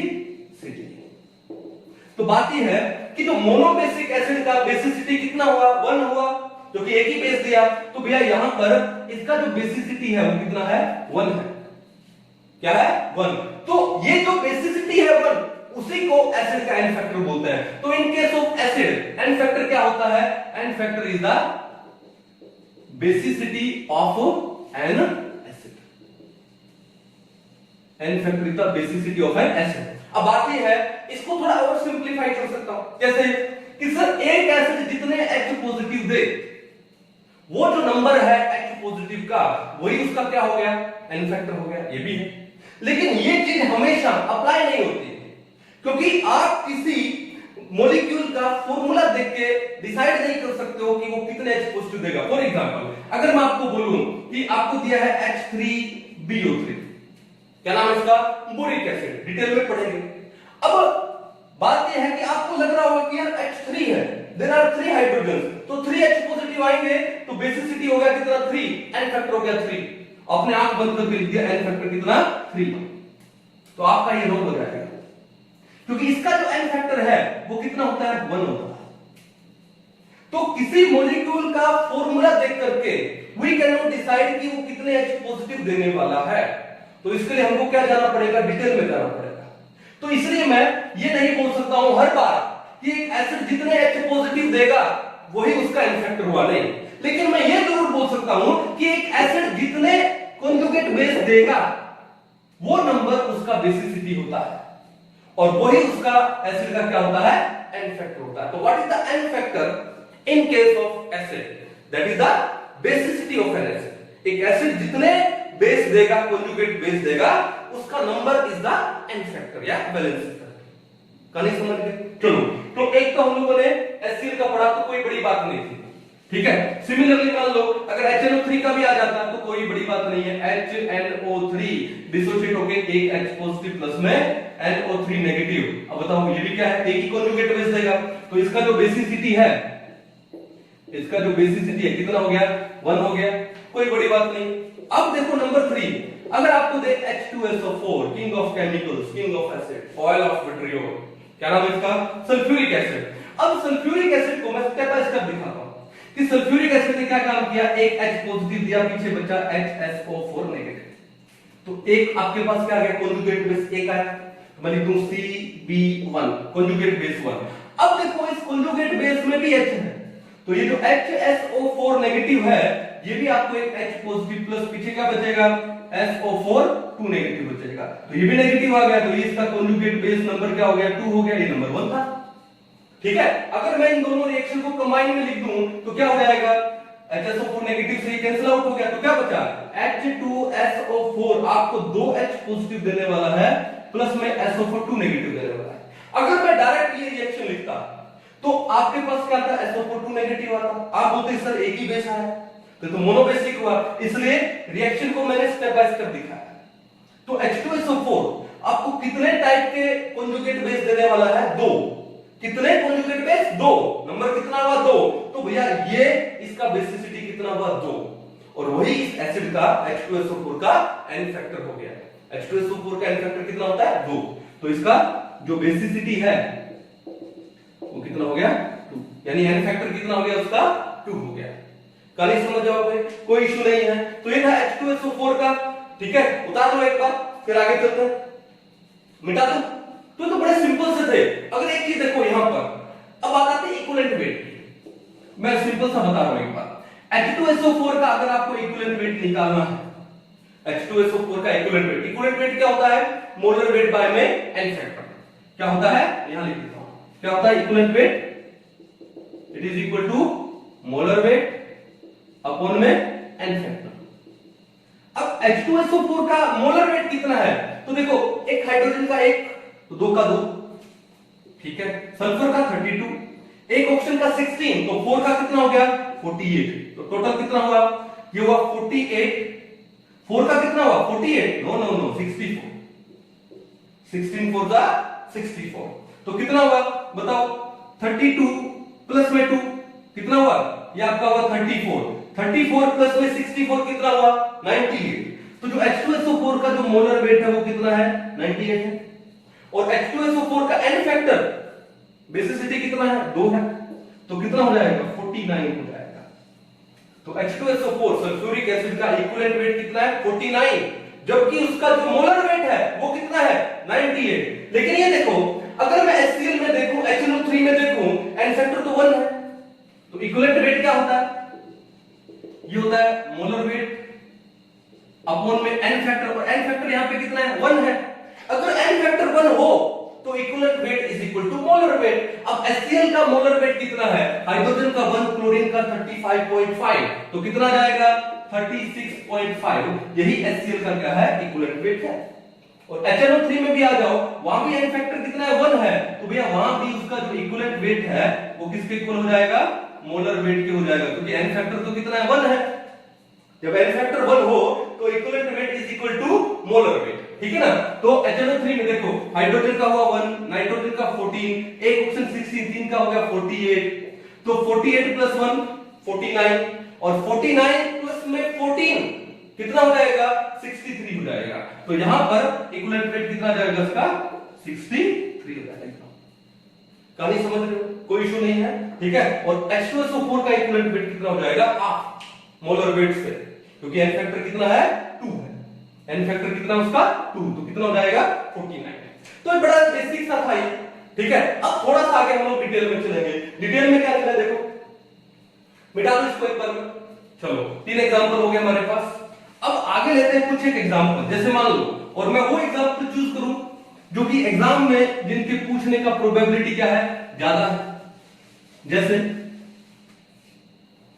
नंबर 4 क्या लिया हम लोगों ने, नंबर 4 हम लोगों ने लिया क्या H3PO4।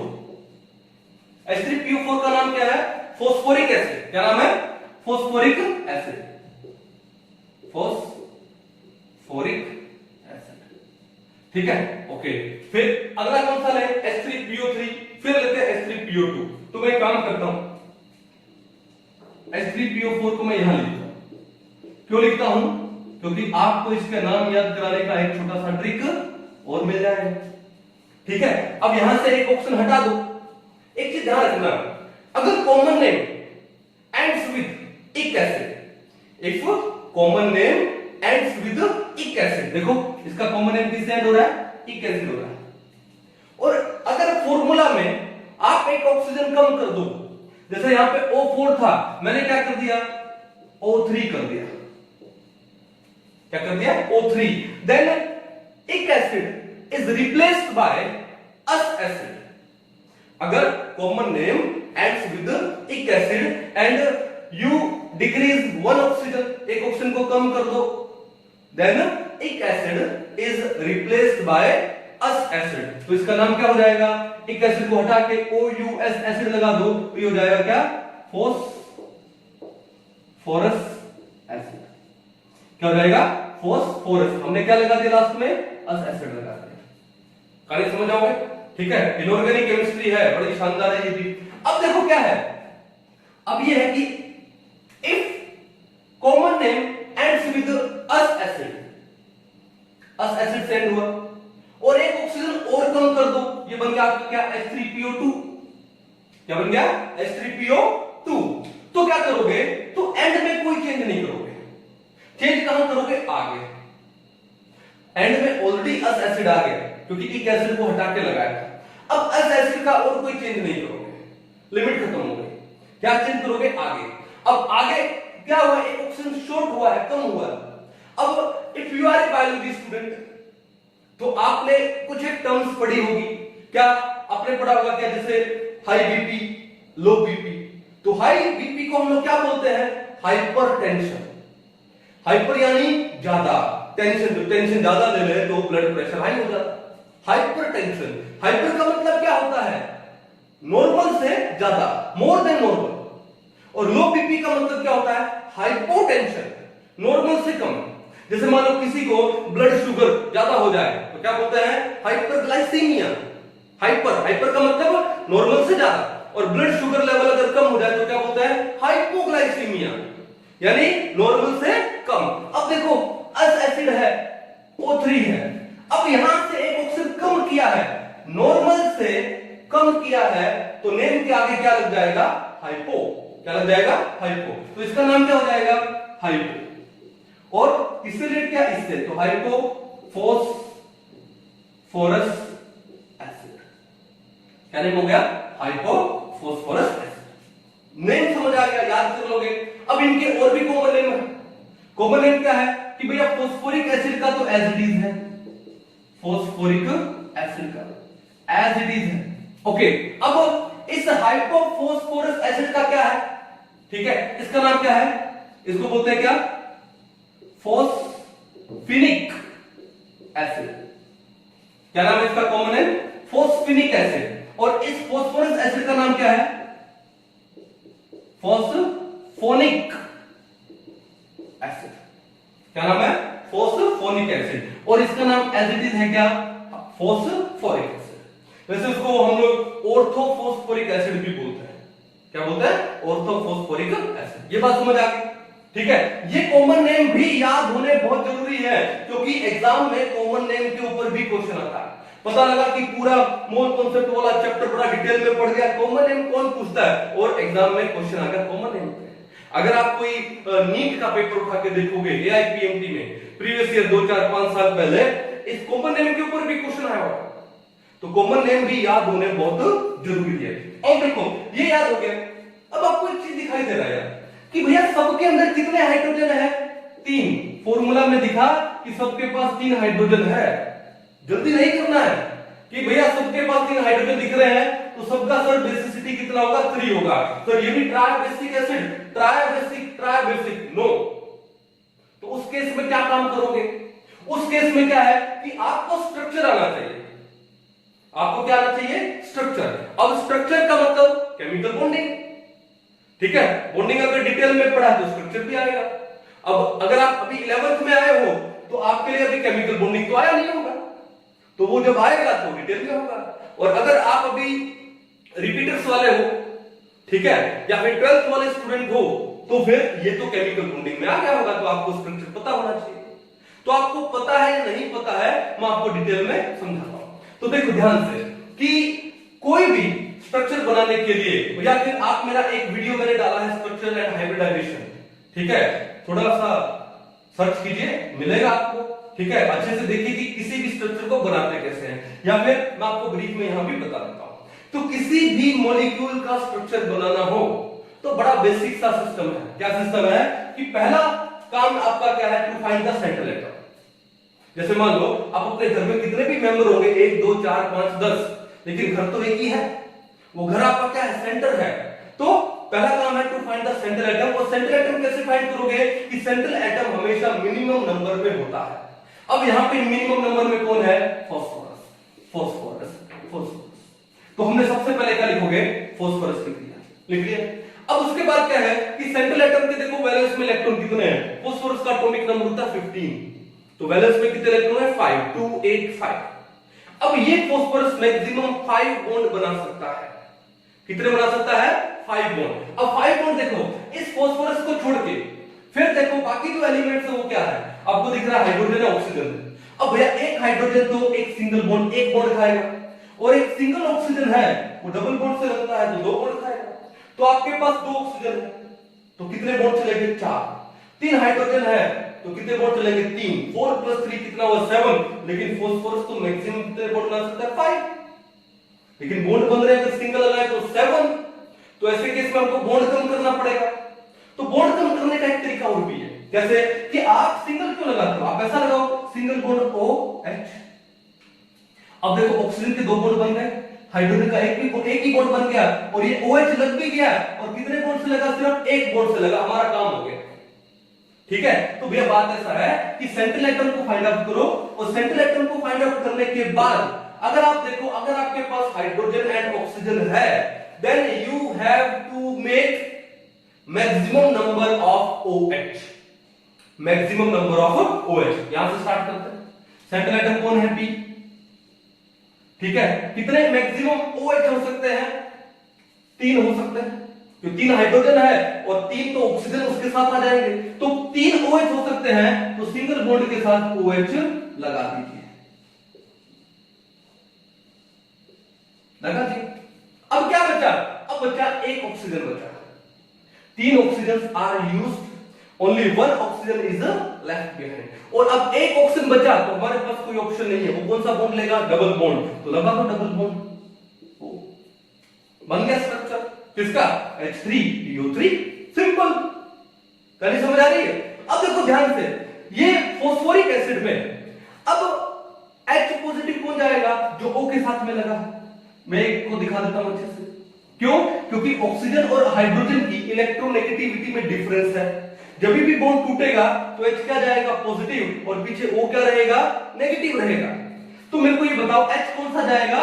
जो कि ऑक्सीजन के साथ में लगा है। तो कितने H O के साथ में लगे हैं? 3। तो कितने H पॉजिटिव आएंगे? 3। तो भैया इसका जो N फैक्टर है, इसका जो N फैक्टर है वो कितना होगा? 3 होगा। कितना होगा? 3। और डिटेल में समझा देता हूं कैसे, कि अगर मैं इसको रिएक्शन से समझाऊंगा आपको कैसे। H3PO4 है, क्या देगा आपको? H पॉजिटिव प्लस में H, कितने? एक H पॉजिटिव चलाएगा, कितने हाइड्रोजन बचे? 2। H2PO4 negative.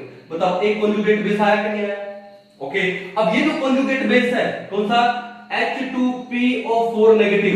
अगेन एक H पॉजिटिव देगा, पीछे क्या बचेगा? HPO4 2 negative. HPO4 2 नेगेटिव, दूसरा कॉन्जुगेट बेस।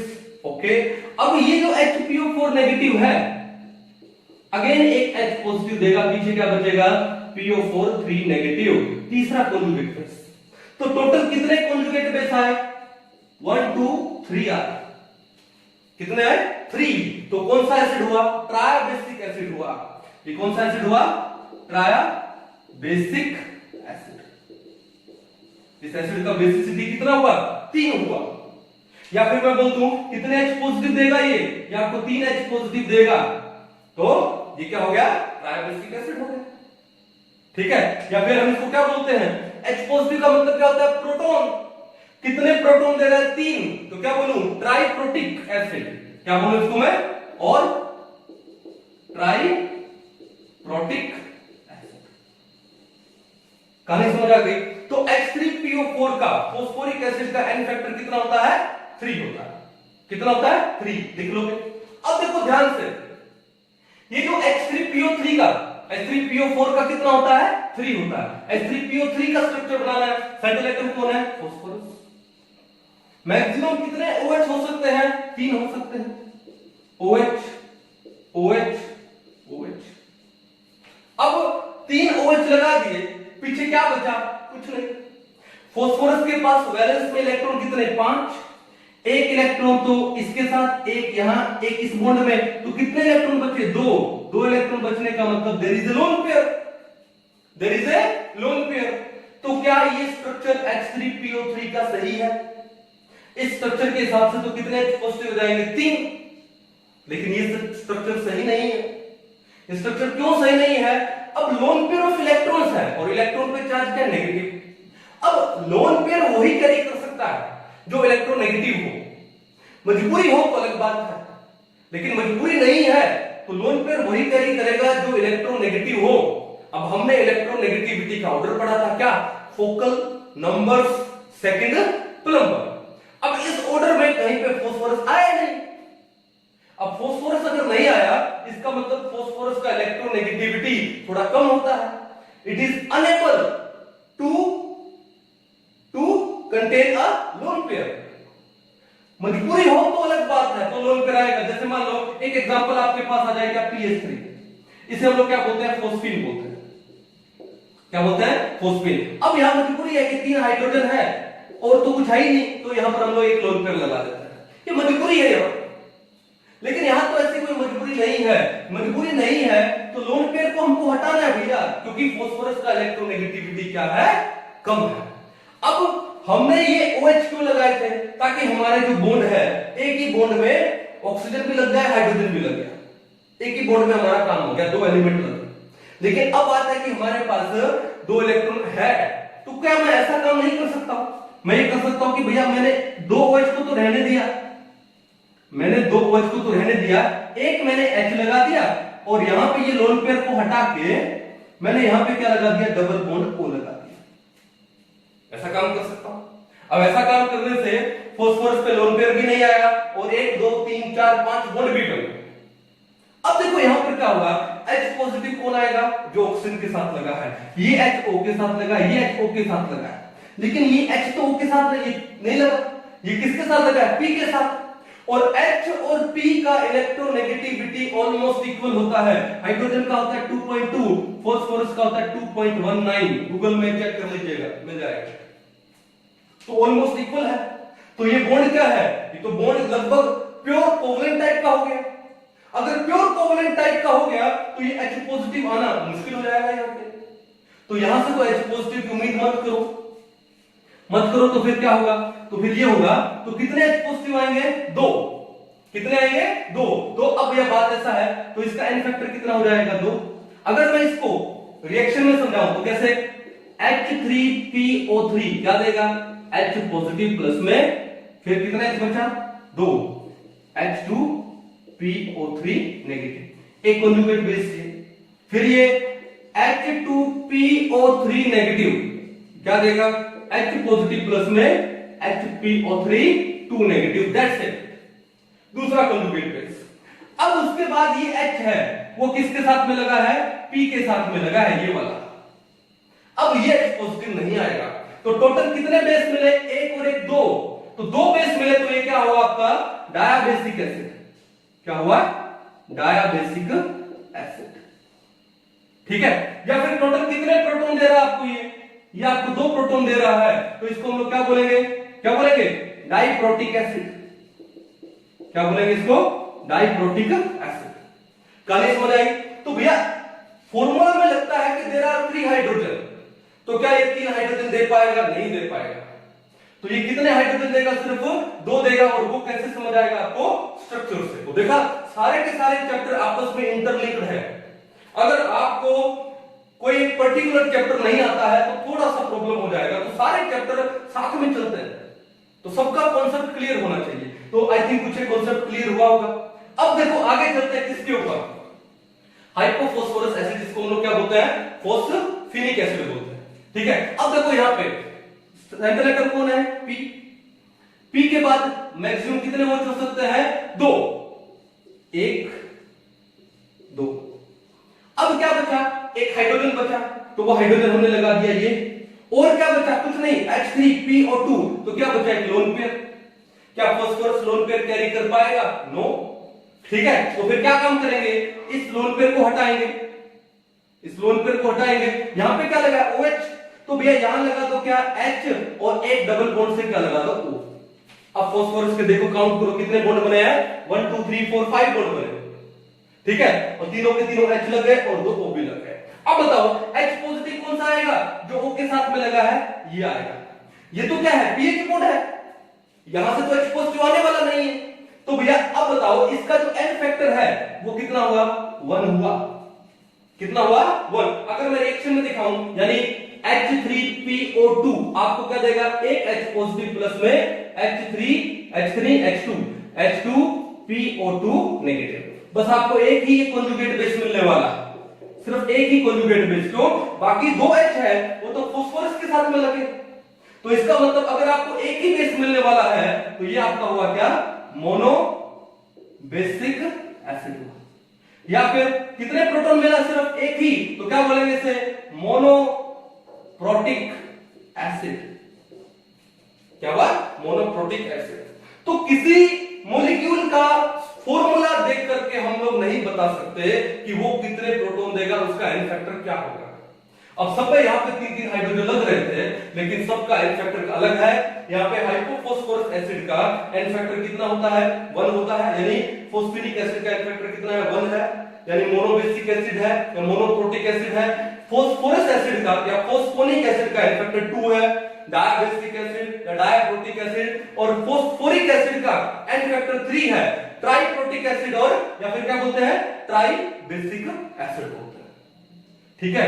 तो ये चीज कब आएगी, जब आपका बॉन्डिंग वाला चैप्टर बहुत अच्छा होगा, आपको किसी भी मॉलिक्यूल का स्ट्रक्चर बनाना आएगा, ठीक है। एक बार इसको उतार लो, आगे और डिटेल में चलते हैं। चले आगे। तो आपके टोटल कितने एग्जांपल हो गए, 4, ये कौन सा था, 5 और ये कौन सा था, 6, ठीक है, तो मैं मेन वो आपको एसिड बता रहा हूं जिनका ज्यादातर एग्जाम में पूछा जाता है, जो इंपॉर्टेंट है। ठीक है, मिटा दो इसको अच्छे से। चलिए, अब ये तो हो गया क्या आपका फॉस्फोरस एंड हाइपोफॉस्फोरस एसिड। ठीक है, ओके, एक क्वेश्चन करते हैं इससे रिलेटेड। ठीक है, ओके, अब देखो नीट 2016 में एक क्वेश्चन आया हुआ है वही कॉमन नेम के ऊपर। क्वेश्चन क्या है, what is the correct statement for the given acid. क्या बोला, phosphinic acid is a monoprotic acid while phosphonic acid is a diprotic acid. तो पहले तो ये बताओ कि आपको ये कॉमन नेम पता होना चाहिए। अब फोस्फेनिक एसिड क्या होता है, H3PO2 होता है। क्या होता है, H3PO2। और फोस्फोनिक एसिड क्या होता है, H3PO3 होता है। तो अभी हम लोगों ने पढ़ा कि जो H3PO2 है फोस्फेनिक एसिड या हाइपोफॉस्फोरस एसिड, उसका एन फैक्टर कितना होता है, 1 होता है। तो मोनोप्रोटिक है या फिर मोनोबेसिक है। तो उसने बोला कि phosphinic acid is a monoprotic acid while phosphonic H3PO3 is a diprotic acid. बिल्कुल सही हुई। और ये कब आएगा, जब आपको कॉमन नेम भी पता होगा। दूसरा क्या है, phosphinic acid is a diprotic acid, झूठ बोल गया। तीसरा है बोथ आर ट्राइप्रोटिक, नो। और फोर्थ है बोथ आर डायप्रोटिक, नो। तो भैया आंसर क्या होगा इसका, ऑप्शन नंबर 1। अगर आपको कॉमन नेम पता था तो 4 नंबर पक्के थे, और कॉमन नेम नहीं पता तो आप उलझ जाते इसकी। ठीक है ना, तो कैसे याद करते हैं, देखो ध्यान से, H3PO2, H3PO3, H3PO4, इसका कॉमन नेम क्या है, फोस्फेनिक एसिड। इसका क्या है, फोस्फोनिक एसिड। और इसका नाम क्या है, फोस्फोरिक एसिड। मैं कैसे याद करता हूं, मैंने देखा कि सब में ये PHOS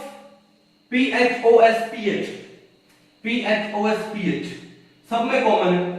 तो जो कॉमन है हटा दो, तो कॉमन है तो हटा दिया। पीछे क्या बचा, पीछे भैया यहां बचा क्या, पीछे बचा क्या, इनिक। यहां हटाऊंगा तो क्या बचेगा, ऑनिक।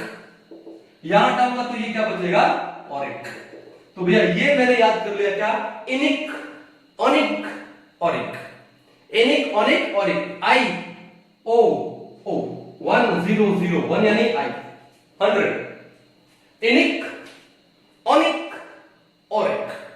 ठीक है, H3PO2, PO3, PO4 कर लोगे, कोई इशू नहीं है। कैसे लिखोगे, इनिक, ऑनिक, ऑरिक।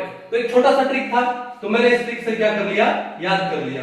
ट्रिक का मतलब क्या होता है कि हमने पैटर्न देखा और पैटर्न देखने के बाद उसको सिंपलीफाई कर दिया ताकि वो लॉन्ग टर्म तक हमें याद रहे, हो गया। तो आपके ये 4 नंबर क्या हो जाएंगे, कंफर्म हो जाएंगे।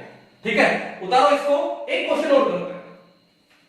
अभी देखो नेक्स्ट क्वेश्चन, देखो सेम ईयर में आया हुआ है नीट 2016 में। क्या क्वेश्चन है, boric acid is an acid because it's molecule. तो पहले तो एक काम करते हैं, समझते हैं क्या है बोरिक एसिड। बोरिक एसिड क्या फॉर्मूला है इसका, इसका फॉर्मूला H3BO3, H3BO3। अब ये बोरिक एसिड होता क्या है, बचपन में आपने कैरम खेला होगा, आपका तो बचपन ही चल रहा है।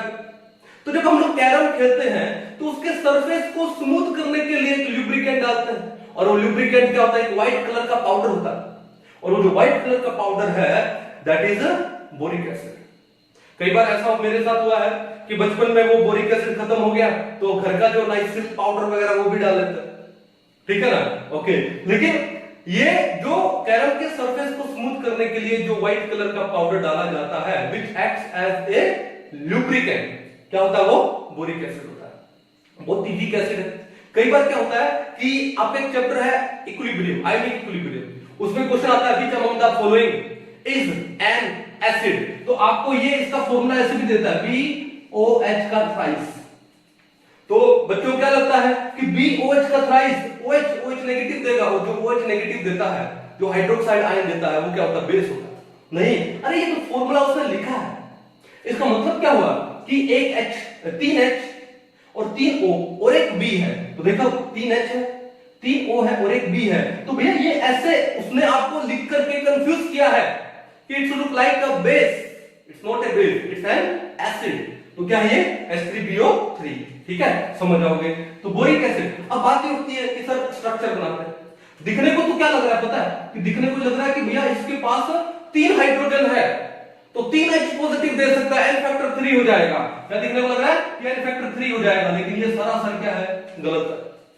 ये क्या है, गलत। मैंने क्या बोला कि किसी मॉलिक्यूल का स्ट्रक्चर देखे बिना कैसे पता लगाओगे, या फॉर्मूला से थोड़ी पता लग जाएगा कि भैया 3 H पॉजिटिव दे देगा ये।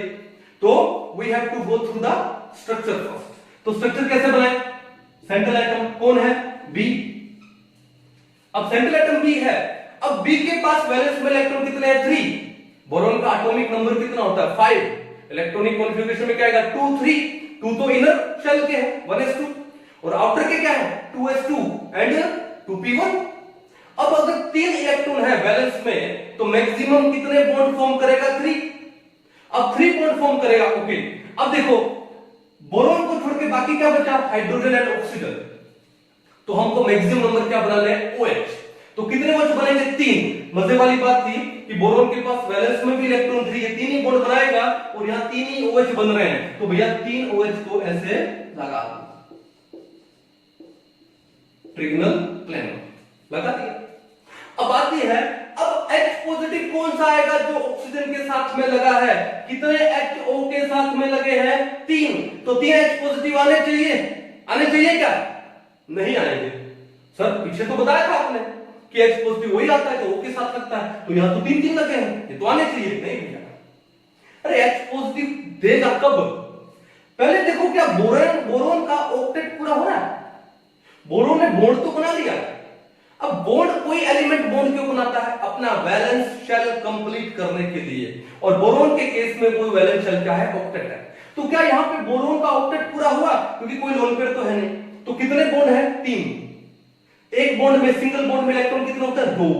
तो 3 बॉन्ड में कितने होंगे, 6 होंगे। ऑक्टेट पूरा करने के लिए कितने इलेक्ट्रॉन चाहिए, 2। अब अगर इसका ऑक्टेट ही पूरा नहीं है, तो ये किसी और को दान में H पॉजिटिव क्यों देगा। तो दिखने को लगता है कि 3 HO के साथ लगे हैं, 3 H पॉजिटिव आएंगे, बट नहीं आएंगे। तो फिर क्या होगा, ये अपना ऑक्टेट पूरा करेगा। कैसे पूरा करेगा, कि अगर इसमें हम लोग डाल दें वाटर क्या होता है, HOH। क्या होता है, HOH। तो ये हो गया H पॉजिटिव, और ये क्या हो गया, OH नेगेटिव। अब ये बोरॉन है, इसका हाइड्रोजन क्या है, 1 2 3 sp2, एक p ऑर्बिटल वेकेंट है। तो क्या होगा कि वाटर का ये OH नेगेटिव कहां आएगा, इस बोरॉन के पास आएगा। नेगेटिव आने का मतलब क्या है, बॉन्ड लेकर के आया है, ठीक है, लेकर के आया, तो फिर बनेगा क्या, देखो स्ट्रक्चर क्या बनेगा, B, एक OH, दूसरा OH, तीसरा OH, और एक ये वाला OH आ गया, येलो OH आ गया ना, ठीक है। अब OH क्या है, नेगेटिव, तो पूरे पे मॉलिक्यूल पे चार्ज क्या जाएगा, नेगेटिव। आयन बन गया, क्या बना ये आयन बना क्या, BOH का 4 नेगेटिव, ठीक है। अब देखो क्या इस बोरॉन का ऑक्टेट पूरा हुआ कि नहीं हुआ, 1 2 3 4, 4 बॉन्ड, एक बॉन्ड में 2 इलेक्ट्रॉन होते हैं। अब इसका ऑक्टेट कंप्लीट हुआ है। तो ये बोरॉन है, ये H3BO3 में ये खुद के H पॉजिटिव नहीं देगा, वाटर से OH नेगेटिव लेगा, और क्या रिलीज करेगा, प्रोटॉन। तो इन बोरिक एसिड जो बोरॉन है, वो वाटर से क्या लेता है, OH नेगेटिव लेता है, हाइड्रोक्साइड आयन लेता है, रिलीजिंग व्हाट, प्रोटॉन। एक्सपोज यानी प्रोटॉन को रिलीज करेगा, तो लगता है कि ये प्रोटॉन रिलीज कर रहा है। कितने प्रोटॉन रिलीज किया, 1। तो भैया उसको बोलता है N फैक्टर 1। खुद से H पॉजिटिव नहीं दे रहा है, किसी और से, वाटर से H पॉजिटिव दे रहा है।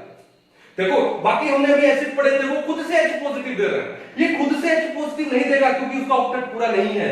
जब इसमें वाटर डालेंगे तो वहां से OH नेगेटिव को लेगा, अपना ऑक्टेट पूरा किया, और क्या छोड़ा, H पॉजिटिव छोड़ा, प्रोटॉन को रिलीज किया। तो इसका N फैक्टर कितना हुआ, कितने प्रोटॉन रिलीज किए, 1। तो N फैक्टर कितना हुआ, 1 हुआ। कहानी समझ आई। तो ऐसे क्वेश्चन भी आते हैं। तो अब देखो फॉर्मूला में क्या लग रहा है, H3BO3, 3 हाइड्रोजन है, तो N फैक्टर 3 हो सकता है, लेकिन N फैक्टर बोरिक एसिड का कितना होता है, 1 होता है।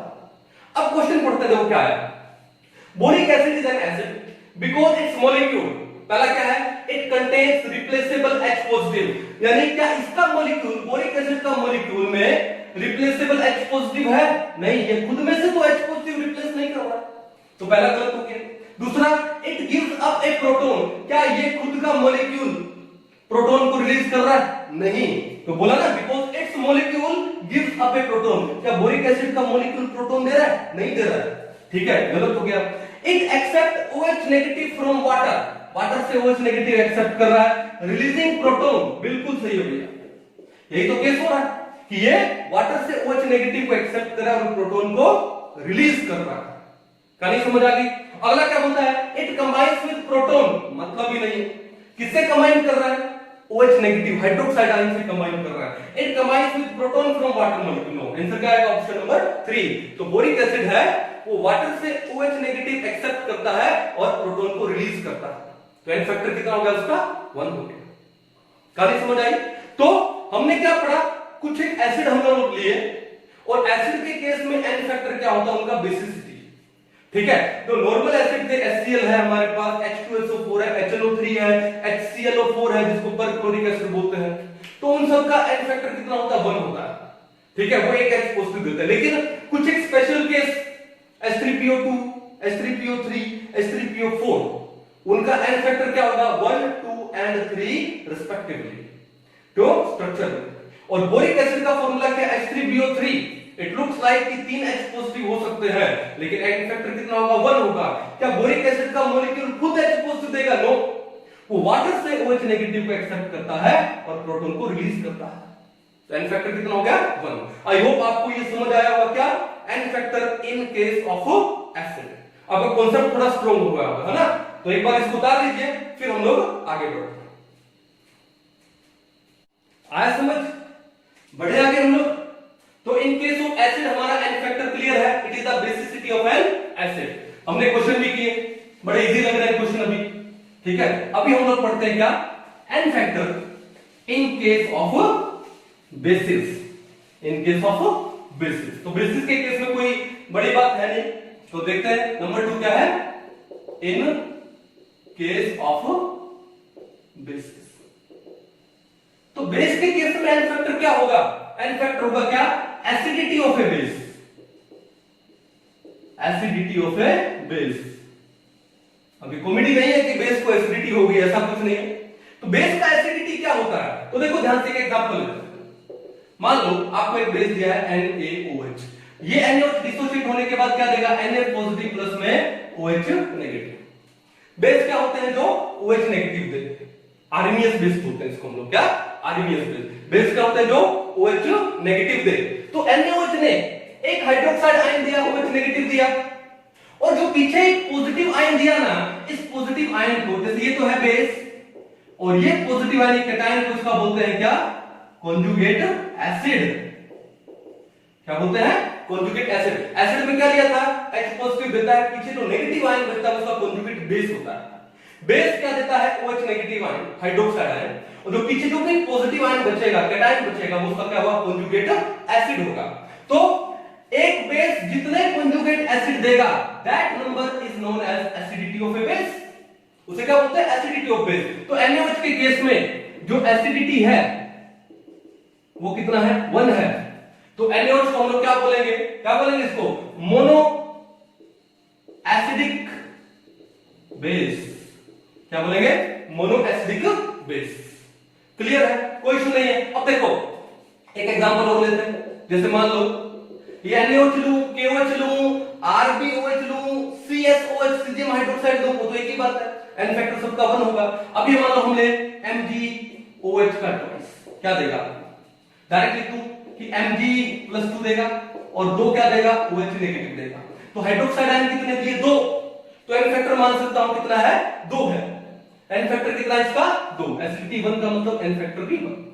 लेकिन अगर मैं थोड़ा सा डिटेल में चला जाऊं तो कैसे होगा ये देखो। पहले क्या देगा? Mg क्या? एक तो देगा OH negative ion, OH negative, एक OH नेगेटिव आने के बाद पीछे क्या बचा? MgOH, क्या बचा? ये पॉजिटिव। तो एक तो आपका एसिड हो गया, कॉन्जुगेट एसिड। अब ये MgOH पॉजिटिव है, अगेन क्या देगा आपको? एक OH नेगेटिव देगा, दिया, पीछे क्या बचा Mg+2। तो कितने पॉजिटिव आयंस आए? 2। कितने कॉन्जुगेट एसिड आए? 2। तो भैया यहां पर इसका जो एसिडिटी है, एसिडिटी कितना हो जाएगा? 2, यानी एन फैक्टर कितना हो गया? 2। क्या बोलेंगे इसको? डाया एसिडिक बेस,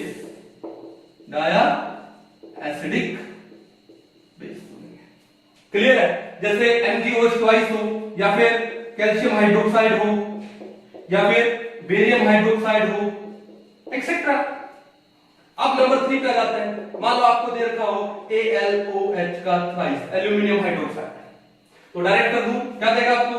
Al+3 देगा, और 3 क्या देगा? OH negative.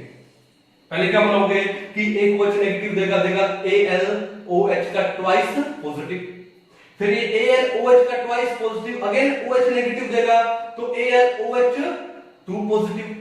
अब AlOH 2 पॉजिटिव अगेन एक OH नेगेटिव देगा, पीछे क्या बचेगा? Al3 positive. तो आपको क्या मिलेंगे? टोटल 3 टाइप के कॉन्जुगेट एसिड मिलेंगे। तो ये क्या हो गया?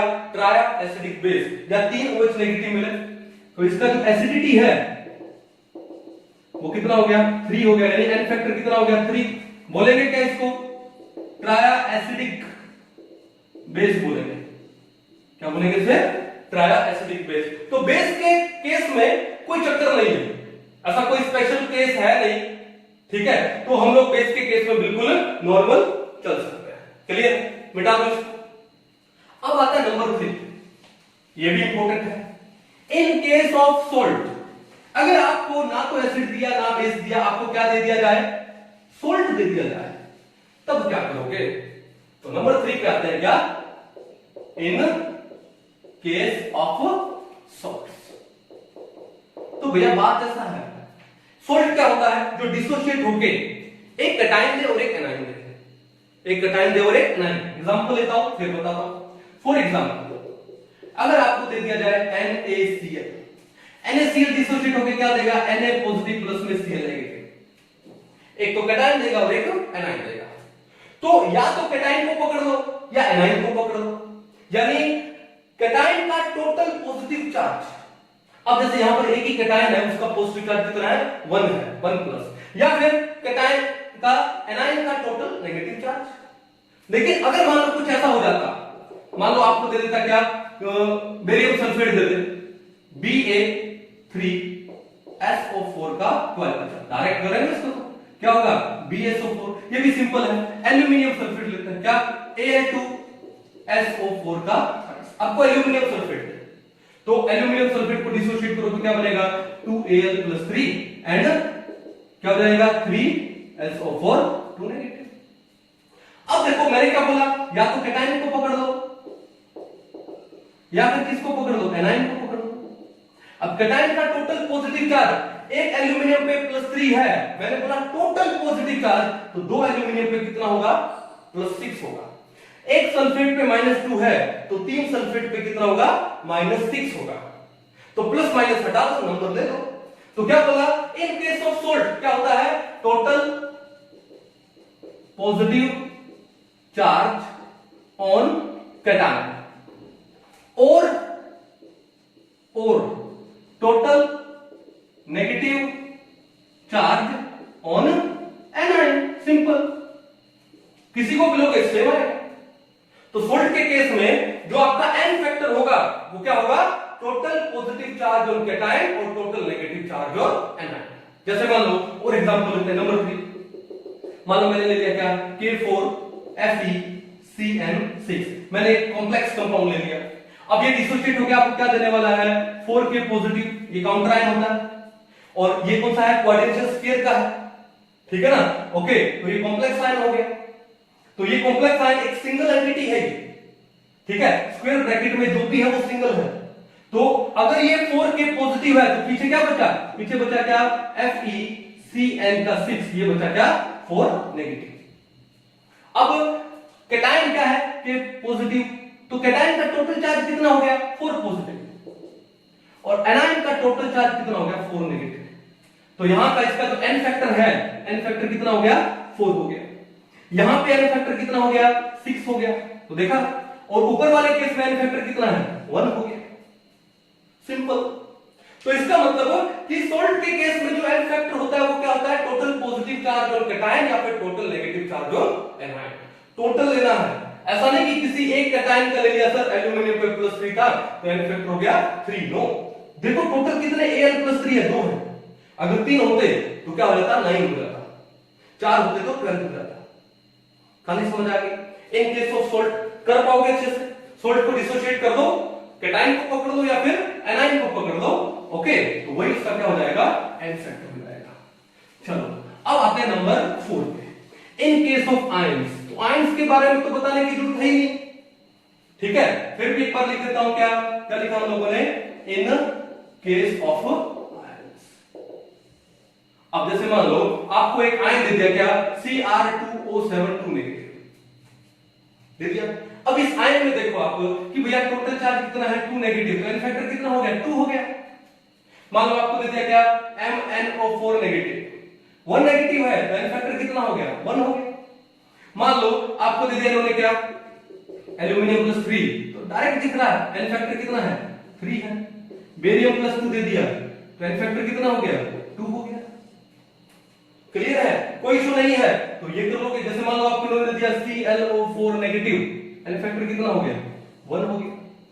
तो आयन के केस में कोई दिक्कत है नहीं, जो उनका चार्ज है, नेगेटिव पॉजिटिव हटा दो बस, जो उनका चार्ज है वही उनका एन फैक्टर है, वही उनका क्या है, एन फैक्टर है। तो आज आपको समझ आया कि एन फैक्टर कैसे निकालते हैं, एन फैक्टर कैसे निकालते हैं इन case of acid, in case of base, in case of salt और इन केस ऑफ आयंस। आपको आई थिंक कुछ एक एग्जांपल, जैसे बोरिक एसिड का, फॉस्फोरस एसिड का, हाइपोफॉस्फोरस एसिड जिसको फॉस्फेनिक एसिड बोलते हैं, फॉस्फोरिक एसिड जिसको फॉस्फोरस एसिड बोलते हैं, और फॉस्फोरिक एसिड वो तो है ही H3PO। उनका सबका पता लग गया होगा कि डायरेक्ट किसी फॉर्मूला को देख करके we can not predict the N factor, तो क्या आना चाहिए, स्ट्रक्चर आना चाहिए। आई थिंक आपको अच्छे से समझ आया होगा। नेक्स्ट लेक्चर में हम लोग इक्विवेलेंट वेट को निकालने के और तरीके पढ़ेंगे, बड़ा डिटेल में जाएंगे, क्योंकि एग्जाम में most of the time equivalent weight पे क्वेश्चन आते हैं और ये कॉन्सेप्ट हमारा क्या होना चाहिए, स्ट्रांग होना चाहिए। तो आई होप कि आज का लेक्चर आपको अच्छा लगा होगा। मिलते हैं नेक्स्ट लेक्चर में, तब तक के लिए थैंक यू।